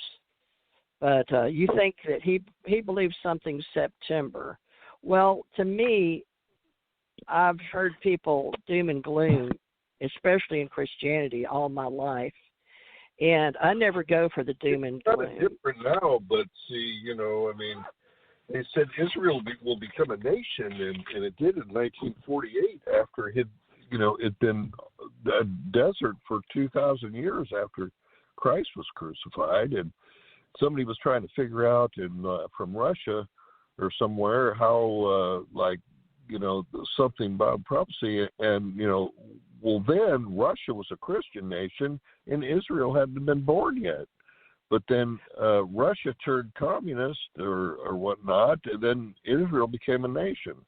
And well, let me now, tell you about these people you were mentioning earlier, and we're going into space, and so Bill Gates, Warren Buffett, Elon Musk, Jeff Bezos, everybody's moving a lot of their stock market shares into space and satellites technology, and they're all sticking together and sharing the money at the top, helping each other get into the moon mining, because I don't know if you recognize this, but I'm a futurist. I don't believe in doom and gloom or all of that. I believe we each have our own individual chapter in this dimension, and that we do have a level of change with, the universe. But part of me lives in higher universes, and I look forward to life, and you can choose your filters and the words you choose, right, in creating your own reality. So with this show, I hope to have it about thriving and how we're going to celebrate life on the planet, helping Mother Nature, all of those that are going to guide us into helping others terraform other planets. And so I'm working with a lot of people that work with people in space, and then the grid here, the talent grid, and that we're going to all need more celestial jobs, and working with various people at home, and how we're going to all help each other. Now, we're going to help each other in medical, because our baby boomer generation is the largest. I believe we're going to be here for a long time, and that people are going to learn to live to 93 to 125, plus the fact that we've got so much technology helping us. I'm a cyborg. I have something in my neck that makes me a cyborg called titanium. Let me see what 805 wants. 805, can you hear me? I can. Hi, how are you? Good. Where are you calling from? Oh, hi, Teresa. This is Donna from California. I haven't spoken to you in a while. Hi, Donna. Yeah, it's great that you called in. This is Nathaniel. Have you heard Nathaniel before? Yes, I have. Yeah. Yeah. It's like Old Homes Week. Yeah. Donna, you live near San Diego, right? Santa Barbara. Santa Barbara. Now, how far is Santa Barbara? It's about 4 hours. About 4 hours north. Of San Diego? Yeah. I'm past Los Angeles, about 2 hours north of Los Angeles. Nathaniel, where are you in California? Oh, Sacramento is like as big as the whole East Coast, on the West Coast. So San Diego, it's like 800 miles or so. So I'm way she's up. In Santa Barbara. She's in Santa Barbara. So I'm 7 hours away from her. I'm north. About can you two tell me? Can you two tell me? Are y'all? It sounds funny. I'm south, right? I'm in Pensacola in the Panhandle. I say y'all. You all. How do you say both of y'all? We in Tennessee they say wins, and down here we say y'all. And same thing in Texas. Y'all come back now. You hear? So what do y'all say in California when you're talking about both of you? It's like the we. What do you say? I would say you all, not y'all. What would you say, Nathan? You all. I really don't. I don't really say that. I think that's kind of a Southern thing. I don't know. I really don't say that. Well, when you're talking about more than one, like, do all of you want to go with me? I guess would be the proper way to say it. If there's more than two, would you like to, or would you both like to go with me? If it's two, if it's three, would all of you, I guess, like to go with me? Oh yeah. So. Well, Donna, what's holding you with this reality on Valentine's Day? Are you celebrating? No, Well, yes, I had some coffee ice cream from Trader Joe's, and I'm watching Poldark on TV. So that's my celebration. I did walk on the beach for an hour, and I meditated for 40 minutes. Wow, good for you, Donna. I just decided to reach out and get back on Sundays again this afternoon time. How's this work for you, Donna, during the afternoon? Is that okay? The hours? Yeah, terrific. I think they're great hours. You too, Nathaniel. This is a good time. Uh-oh. I must have cut him off. Let me see who this is, 917. Donna. 917, can you hear me now? No? I wonder where 917 is. Is that New York? No idea. I've never heard that area code. Let me see. New York City, area code 917, American numbering plan for the 5 boroughs of New York. The Bronx, Brooklyn, Manhattan, Queens, and Staten Island. People also search for area code 212. Interesting, 212. Get a 917 area code number, local map. So New York, and very interesting. So for the 5 boroughs, so it's Bronx, Manhattan. That's way downtown, isn't it, in New York City? Manhattan and Queens. Can you hear me? I can hear you. Okay, well, just 917. Can you hear me? Is that Donna? This is Donna. 917 never came on. Yeah, okay. I hear somebody else in the background. Oh, okay. I don't know who that playing is. the CD. Oh, yeah, it's just me here, Teresa. 805. Okay. Tommy, did you ever come back? I guess he didn't. That's odd. He's still on here. So it's just me and you, Donna, and Nathan was with me for a while, but I must have cut him off. But he said, and I must hit the number. But, well, on Valentine's Day, we haven't got you hooked up yet, have we? No, unfortunately, not yet. Well, it's coming, I'm sure. The same thing with Nathan, but he was born 57. What year were you born? 54. So you're younger than him by 3 years. Yeah. But neither one of y'all both been with me for years. Now, 54, 194th year of the commerce, Anno Domini, in the Anno Domini. I said that earlier. Well, Donna, what are your plans are you going to stay alive for the next few years? Or are you baby boomers, staying here? You're let me see what happened in your year. 7. What? I'm 67. You remember I'm what 67. happened with you? Remember all right. 1954, what happened? No. Okay. Joseph McCarthy conducted national televised inquiries into the communist infiltration of the army, and the Soviet Union rejected the proposal to reunify Germany. The CIA intervenes in Guatemala, and radical, House of Representatives, what New York Stock Exchange prices rise since 1929. How about that? Oh. Now, Jack Benny's show, Adventures of Rin Tin Tin, George Gobel, Mr. Wizard, Disneyland, Everyday Life. Folks, y'all can find that out at babyboomers.com if you want to put in your name. Babyboomers.com. Okay. I am one, and I'll connect it on Facebook for you guys so you can. Now, it says sign up babyboomers.com. Is an online news and lifestyle. We connect baby boomers with people, culture, ideas. Now, today it's called a community organization, but I've got American Communications Online. I build websites, but also do radio shows and videos. But I haven't been doing much of my readings lately. So, do you feel like you're an immortal? Because that's what I like to do, is feel like we're extra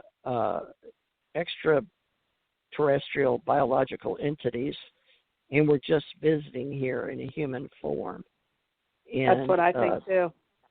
Yeah, that our souls are immortal. We're given that way long before we ever were created with our little sparks and spirits. So That's one thing I enjoy talking about. All those different people have different opinions, but there's another woman down in your area. Gracie was her name. She was going to come on in the future. I need to get back with her too. But Donna, I think you've been with me probably the longest, but I don't remember. Were you here in 2012 or was it 2014? Do you remember? I'm not sure if it was 12 or 14. I'm not sure. Me either. Yeah. And I haven't. Some of the girls do readings. They're going to come with me on Thursday, I think. But nice. Yeah, I'd like to do some readings again. I think just mini readings for a while and help people. But is it hard to feel love and compassion lately? I think this COVID-19, the last thing on my list is hooking up with somebody right now. And I know a lot of us are baby boomers. But is it hard for you to think romantically? It is for me. It is. Yeah. And now, unless, I don't know, I hope it changes, but my libido sucks right now. Shouldn't say that on global radio in Australia and the Emirates and everybody listening. But I wonder if other people feel that way, because spiritually, I feel connected. I'm enjoying being uniquely myself, and I see more of us doing things in science and technology together. And have you considered writing? Because that really helps people are making their own ebooks and putting them on Kindle now. Oh, that's wonderful. Wow. Have you ever thought about writing just little novellas? I have. I've thought about it, but haven't actually sat down to do it. Well, see if you can do that. And, folks, you can go right on Kindle. You can go on Amazon, but it'll used to send us to CreateSpace as independent publishers. But just do one for yourself and complete that in 2021. Even if you just do a chapter a week, in 10 weeks you could have a book. If you could just, and it's hard. I'm telling you that because everybody out there mirrors me.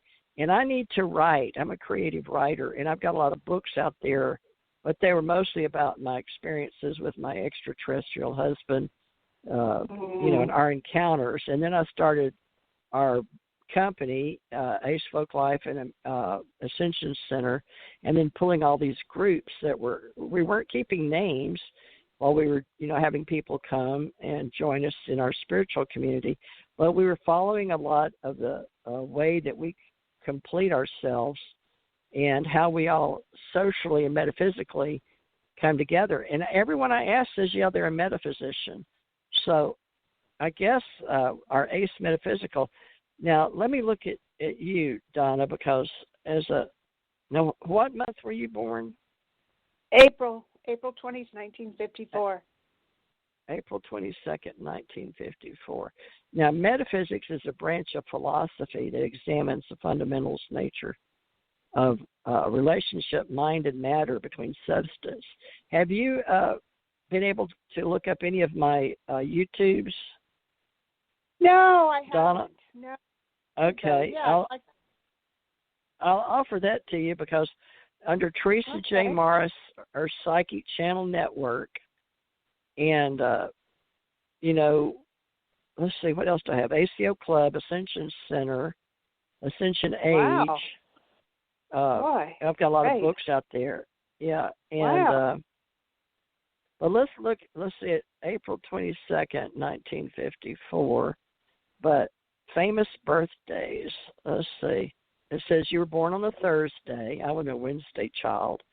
Your Chinese zodiac is horse, and you're also a Taurus, like Nathan was. Isn't that interesting? Now, he and I was born on a Wednesday, and you're born on a Thursday, and a completion. So usually when you're born, always think of your Thursdays as your awakening, you're coming to planet, stuff like that. Wednesday is when all things, I like Wednesdays. It's hump day for some people. But now, were you born in Santa Barbara? New York.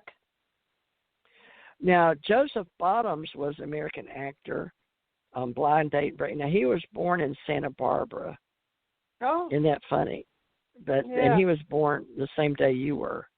Now, April 7th, U.S. Dwight D. Eisenhower's news conferences on the domino effect of communism. Bell Labs announced the first solar battery made from silicon in April 25th. But I don't see anything on 22nd on April.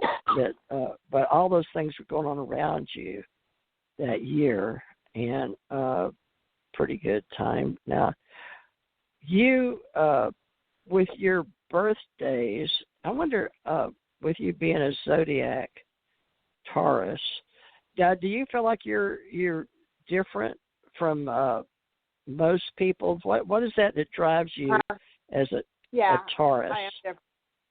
I am different. I mean, no, I'm different because I have visions. I'll be sitting in a chair, and like I had a vision the other day, and it came in like twirling, the vision. It was like going down a tunnel, and then I saw this beautiful being.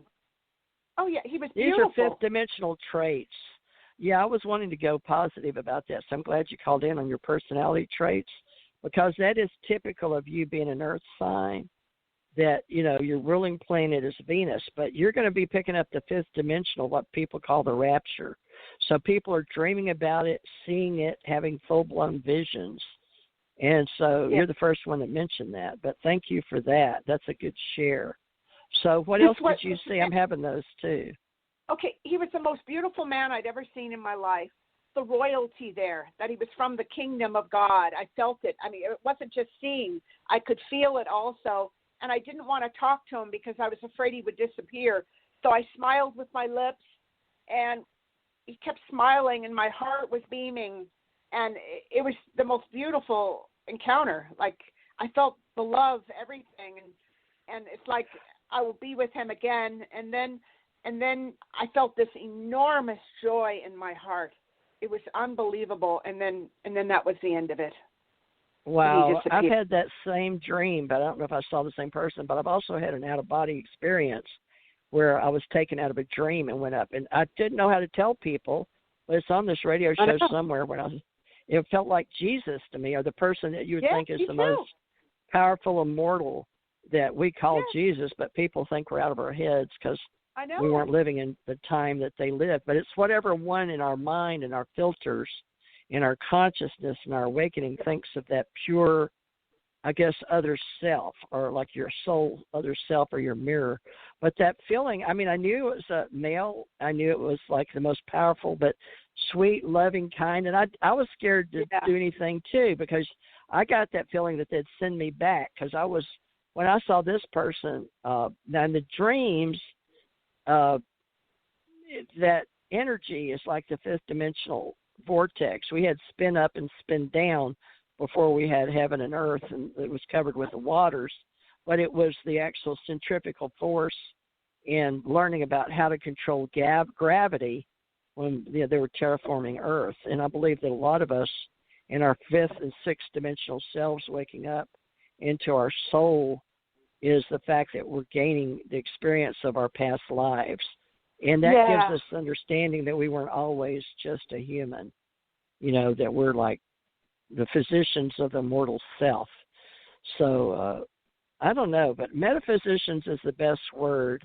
Now, they say that the metaphysics is the ontology of our foundations of ontology. Metaphysics is the branch of philosophy that examines the fundamental nature of reality, including the relationships between mind and matter, between substance and attribute, and between potentiality and actuality. So, you know, this is what we do here, folks. So I hope, you know, that you're secure, that you're a metaphysician and an expert in our student of the branch of philosophy that deals with first principle of things. Now, we have epistemology, ontology, ethics, and philosophy we study. But if you want to come and join us sometime, feel free, or come join or ask for a mini reading. But, you know, investigating ourselves in our dreams is terribly important. And I believe that Suzanne may come back on Thursdays and help us. She's a dream reader. And this wasn't a dream, though. Teresa, I was wide awake. You had a daydream. No, I don't know, but it came A in vision. like it was right there, a vision right there in front of me. My eyes were wide open. Yeah, well, that's what I call contact. That is like being a contactee with an extraterrestrial being, but you know they're more glorious than yourself. Yes. Could you feel that feeling of being around? It's more, I can't explain it. It's not more knowing than you. It's love, compassion, all knowing. Yes, it's but it's I also like we felt learned. the kingdom of God. I felt the kingdom of God there. This was royalty that came to visit me. This was of a higher plane. And he was in robes, too. He was in robes, wow. no beard.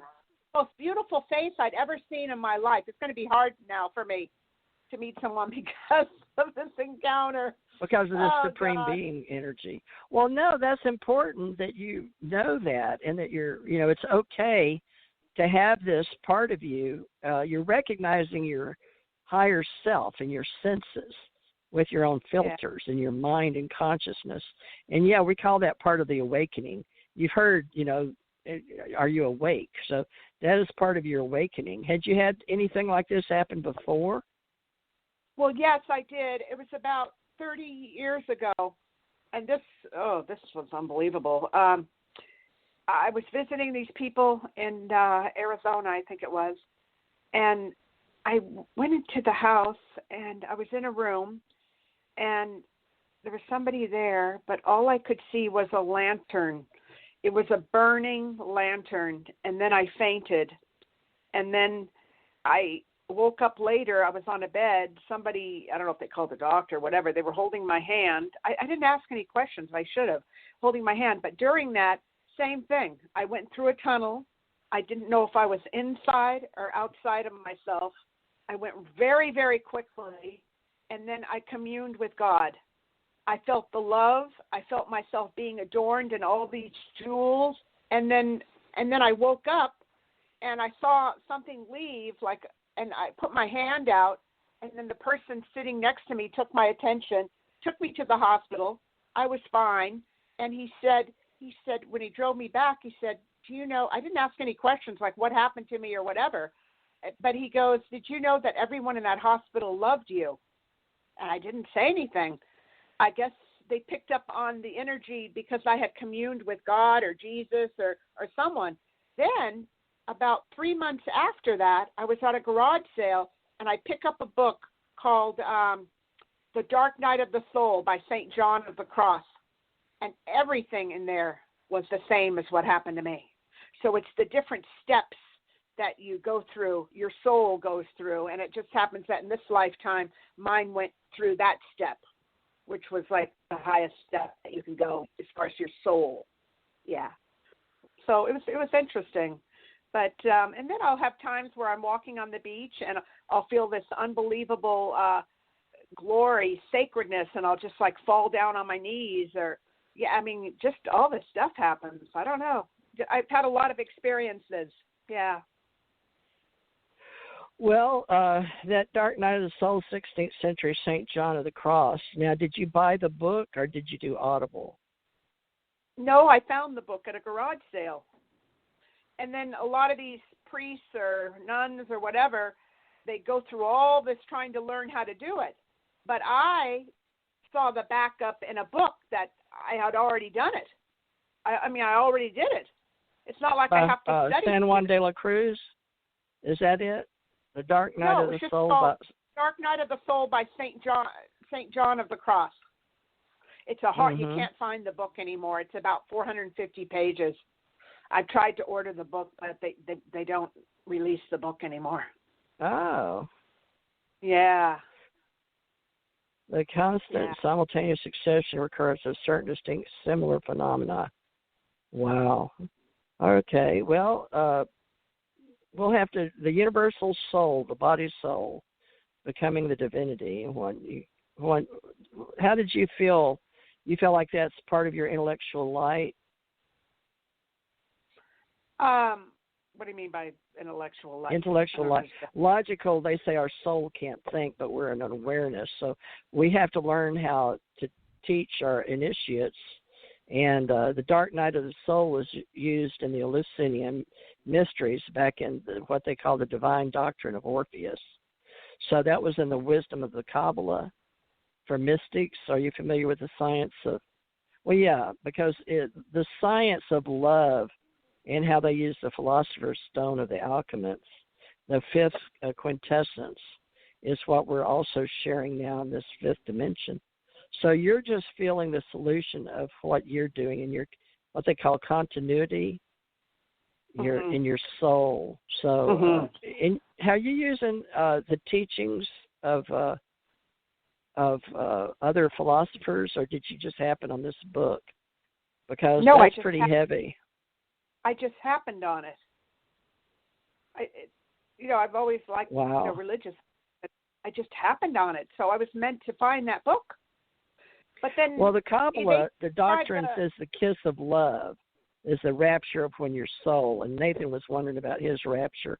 A lot of people think the rapture, depending on the words, that unite you with a feeling, but you got the kiss of love. That's the rapture of the soul united with God. So that's the name for what you felt. It's it's hard to explain. So that's just what they call it. Unbelievable. I mean, there's no words really to explain it. It's like you're in a wine cellar. It's like it's an old love. So I think that maybe in other lifetime I must have been a nun or something, trying to get to that point. I think that's what I think. That's a good illumination. Yeah, you were probably a saint yourself, because they had the church founded back in the day of Rome, and we were talking about that earlier. The ruins of the faith and the antiques were thought of a lot of how they would keep them mentioned. Yet there was no preservation for the true myths and legends unless we put them into words. But you can't interact with that thought love of the bosom, or how they use the Magi, the secret wisdom of the Magi, and the Kabbalist of the Mother Mary, and how could you ever explain something of the love? You can't. So they called it the kiss of love with God. But they had that back in the 12th, 13th, and centuries, and they didn't know how to say it, So that's the Templars of the Holy Cross, and we're still talking about the Philosopher's Stone, and how we're handling the fifth quintessence and the fifth dimension and women. And this is supposed to be a time for the knowledge coming forth for women and the rapture and the initiated. So this is a time for God himself, right, in his own adepts, helping people like you and me with the Spirit, knowing who we are in what they call secret science. But the Christians and the Buddhists are initiated, and they have the mythology of metaphysicians and the secret wisdom. But they do call it the science of love. Yeah. I like that. Yeah, they had, women. Soul. It was the purging of the soul, and that's why when the lantern, the fire made me faint, and it was a lantern of fire that I did see, and then everything became very hard and stiff, and then and that's what happens. It's almost like a cleansing of the soul when your soul is purged like that, and that's what happened. I mean. Yeah, and you do faint too, which I fainted because I found myself on a bed.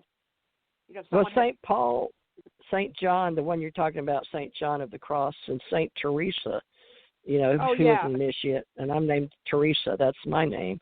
But the church knew how to, in a way, to, fix the purposes, but they couldn't teach the instrument powers. So the Gnostics had psychology. They divided men into three classes: hylic, psychic, and pneumatic. They changed it by matter, body, and form.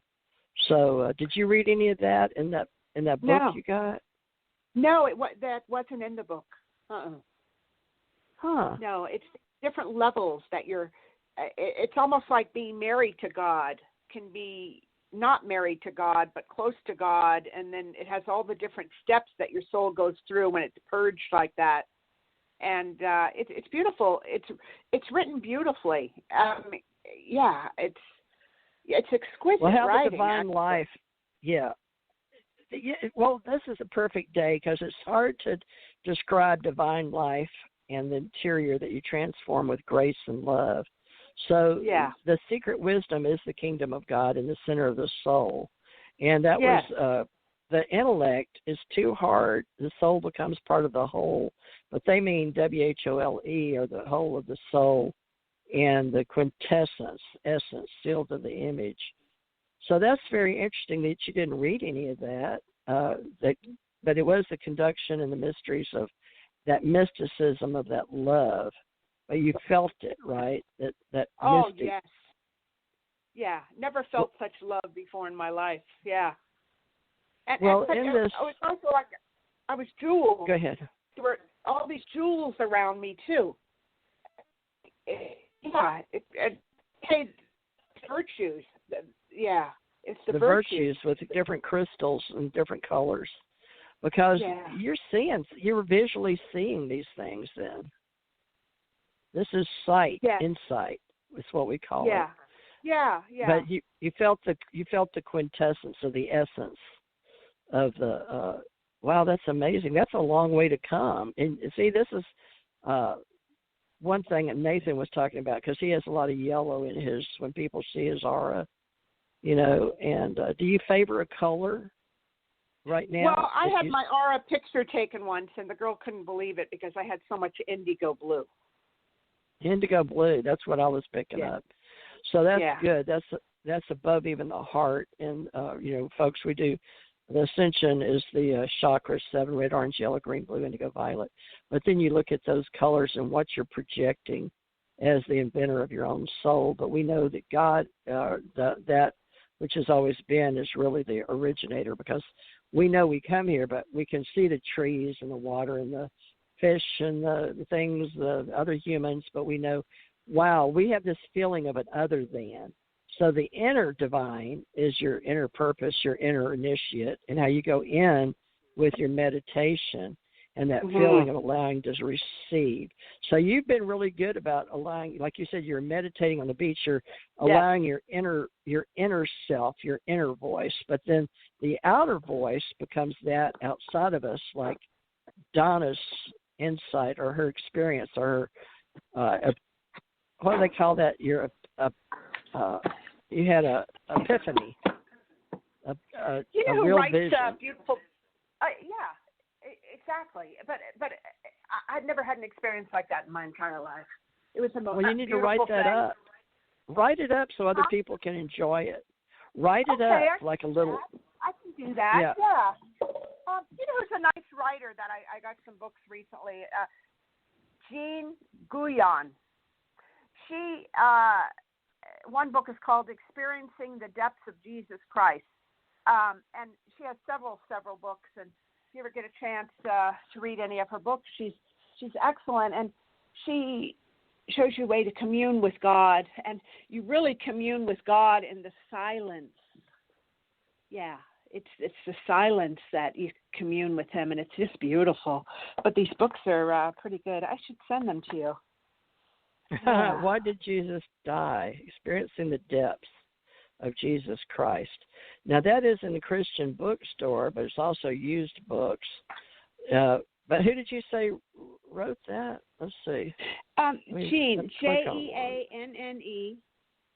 Jean Guyon, Guyon. Okay.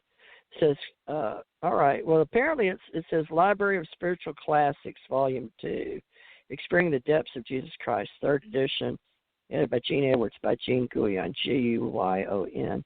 Well, that's good. It says, this little book conceived great simplicity, was not written to be published. I wrote it for a few individuals who desire to love God with all their hearts. Because of the profit they received from reading the manuscript, many asked to obtain personal copies. So you should write yours up, because that was an epiphany. Yeah.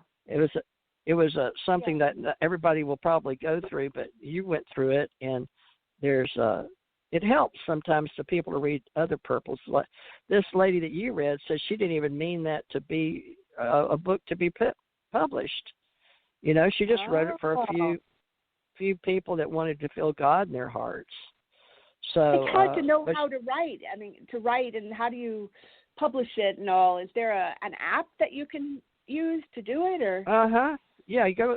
You can download. I use Lulu and Kindle, but it used to be CreateSpace. But all of us pretty much, because we're not famous and we're not waiting on independent publishers. I have an imprint because my mother was we published, and I grew up in publishing, but books and writers. But I just use Lulu. LULU is the easiest, and they send me a check every month. Now, a lot of people, there's all kind of different companies out there, including Amazon. And Amazon used to have you go to CreateSpace, but now you just go to Kindle. But if I was you, to be fair, I would go on and just list self-publish a book, but don't fall for those vanity. They're going to try to show you how to do it. Right. You just start writing in a Word, Microsoft Word. I use Microsoft, but there's all kind of self-publishing houses. But create your own is the best way, because it takes a lot of time to edit and publish. Yeah. But self-publishing, just look that up. But Lulu Online Self-Publishing e-company is who I use. Now, there's also Amazon Kindle Direct.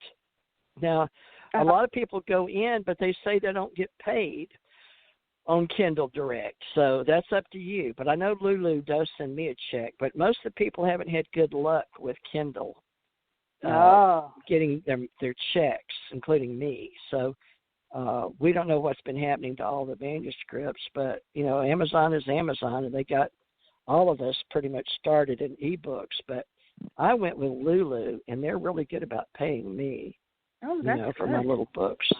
But, like I said, you can sign into Amazon. I use Amazon, too.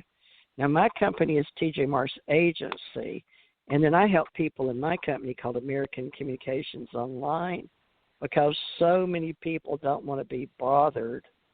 But I haven't done anybody's. I've got several people that know me for years, publisher, and they'll call me for help, for their books. But it's a long process, but not if you just want to get something going. Yeah. You know what I'm saying? Just go ahead and get started and look up Kindle and look up Lulu. Right? Yeah. And there's other people may tell you about, but I'm just telling you those because I already write books and I use those. If people need help. You. But I've got friends that, help edit and all that too, but we use Grammarly on ours. That makes sense. Do you use it? We use the free version. I'm familiar with it. Yeah, the free version. That's when I'm writing emails or whatever. Yeah. Yeah, exactly. So those are the two. Now, there's another company that one of my editors uses, should you self-publish, but I can't think. It says Lulu or Smashwords, and then Readsy, Smashwords. Let's see, what's another one? Of course, the vanities are Outskirts, Ex Libris, Kobo, Self-Publishing Authors,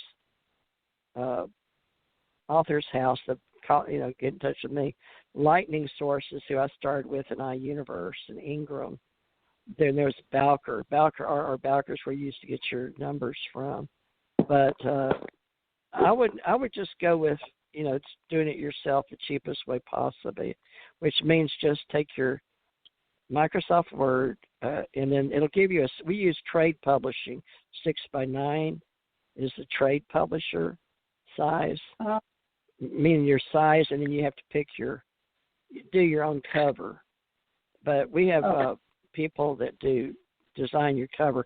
A lot of people will buy the cover, and especially in romance, and then maybe get around to reading a book. But you'll be doing a self-help and sort of a spiritual book, But, that's a good thing that we can share with people is the fact that they can write their own books. Oh, my gosh, I went over. I didn't even know. Oh. Gosh, I lost track of time. Well, had a little technical difficulty in the beginning, but, folks, we're going to start talking more about our spiritual quest and our inner voice and our meditation. And I say that prayer is for sending. You send out your thoughts and desires to God, Father, Holy Spirit, Jesus, if you will, whoever, Yahweh, Vadhe, if you're Kabbalist, and mystic, and meditation, inner voice, inner sanctum, your inner meditation. We're teaching that in integrative medicine and with your arts and your artisans, your drawings, and, be writing and doing your art or music and all of that, and come back and share it with us what you're doing. Well, Donna, thanks for being part of our show today. I didn't plan on anything, and nobody knew I was going to do one, except I told them on Facebook from here and there I was going to return today. So, and we'll do some more readings, folks. I believe I'm going to do Thursday 2 to 4 my time, or 4 to 6 maybe. I know I messed up Suzanne Wyman Flynn in California, but because I gave her the wrong time. But check back with me or Suzanne Wyman Flynn on Facebook about when we're doing readings, and hopefully back Thursday, maybe 4 to 6. So hopefully that's a good time for everybody.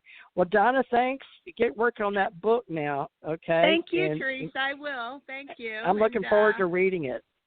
All right. Okay. I like that. All right. And Thanks. look at my books, too. It's under Teresa J. Morris or T.J. Morris Publishing. It used to be, but now they've got me under T.J. Thurman Morris or Teresa J. Morris on Lulu. And y'all look up my YouTubes, and please, and follow me. They're free. Okay. It's youtube.com. And I've got Teresa J. Morris, Psychic Channel Network, of course, American Communications Online, T.J. Morris Agency, and all kind of YouTubes, hundreds and hundreds of them, but some of them are teaching in the last couple of months. So join wonderful. me, and come back on Sundays and Thursdays and Sundays to start, okay? Okay, I may All right, call Thursday to get a little reading, Teresa, if that's all right. Okay, I'll get my cards out for Thursdays. All right, love and light. Thank you. Great. Love and light. Thank Bye. you. Okay, bye-bye. All right, folks.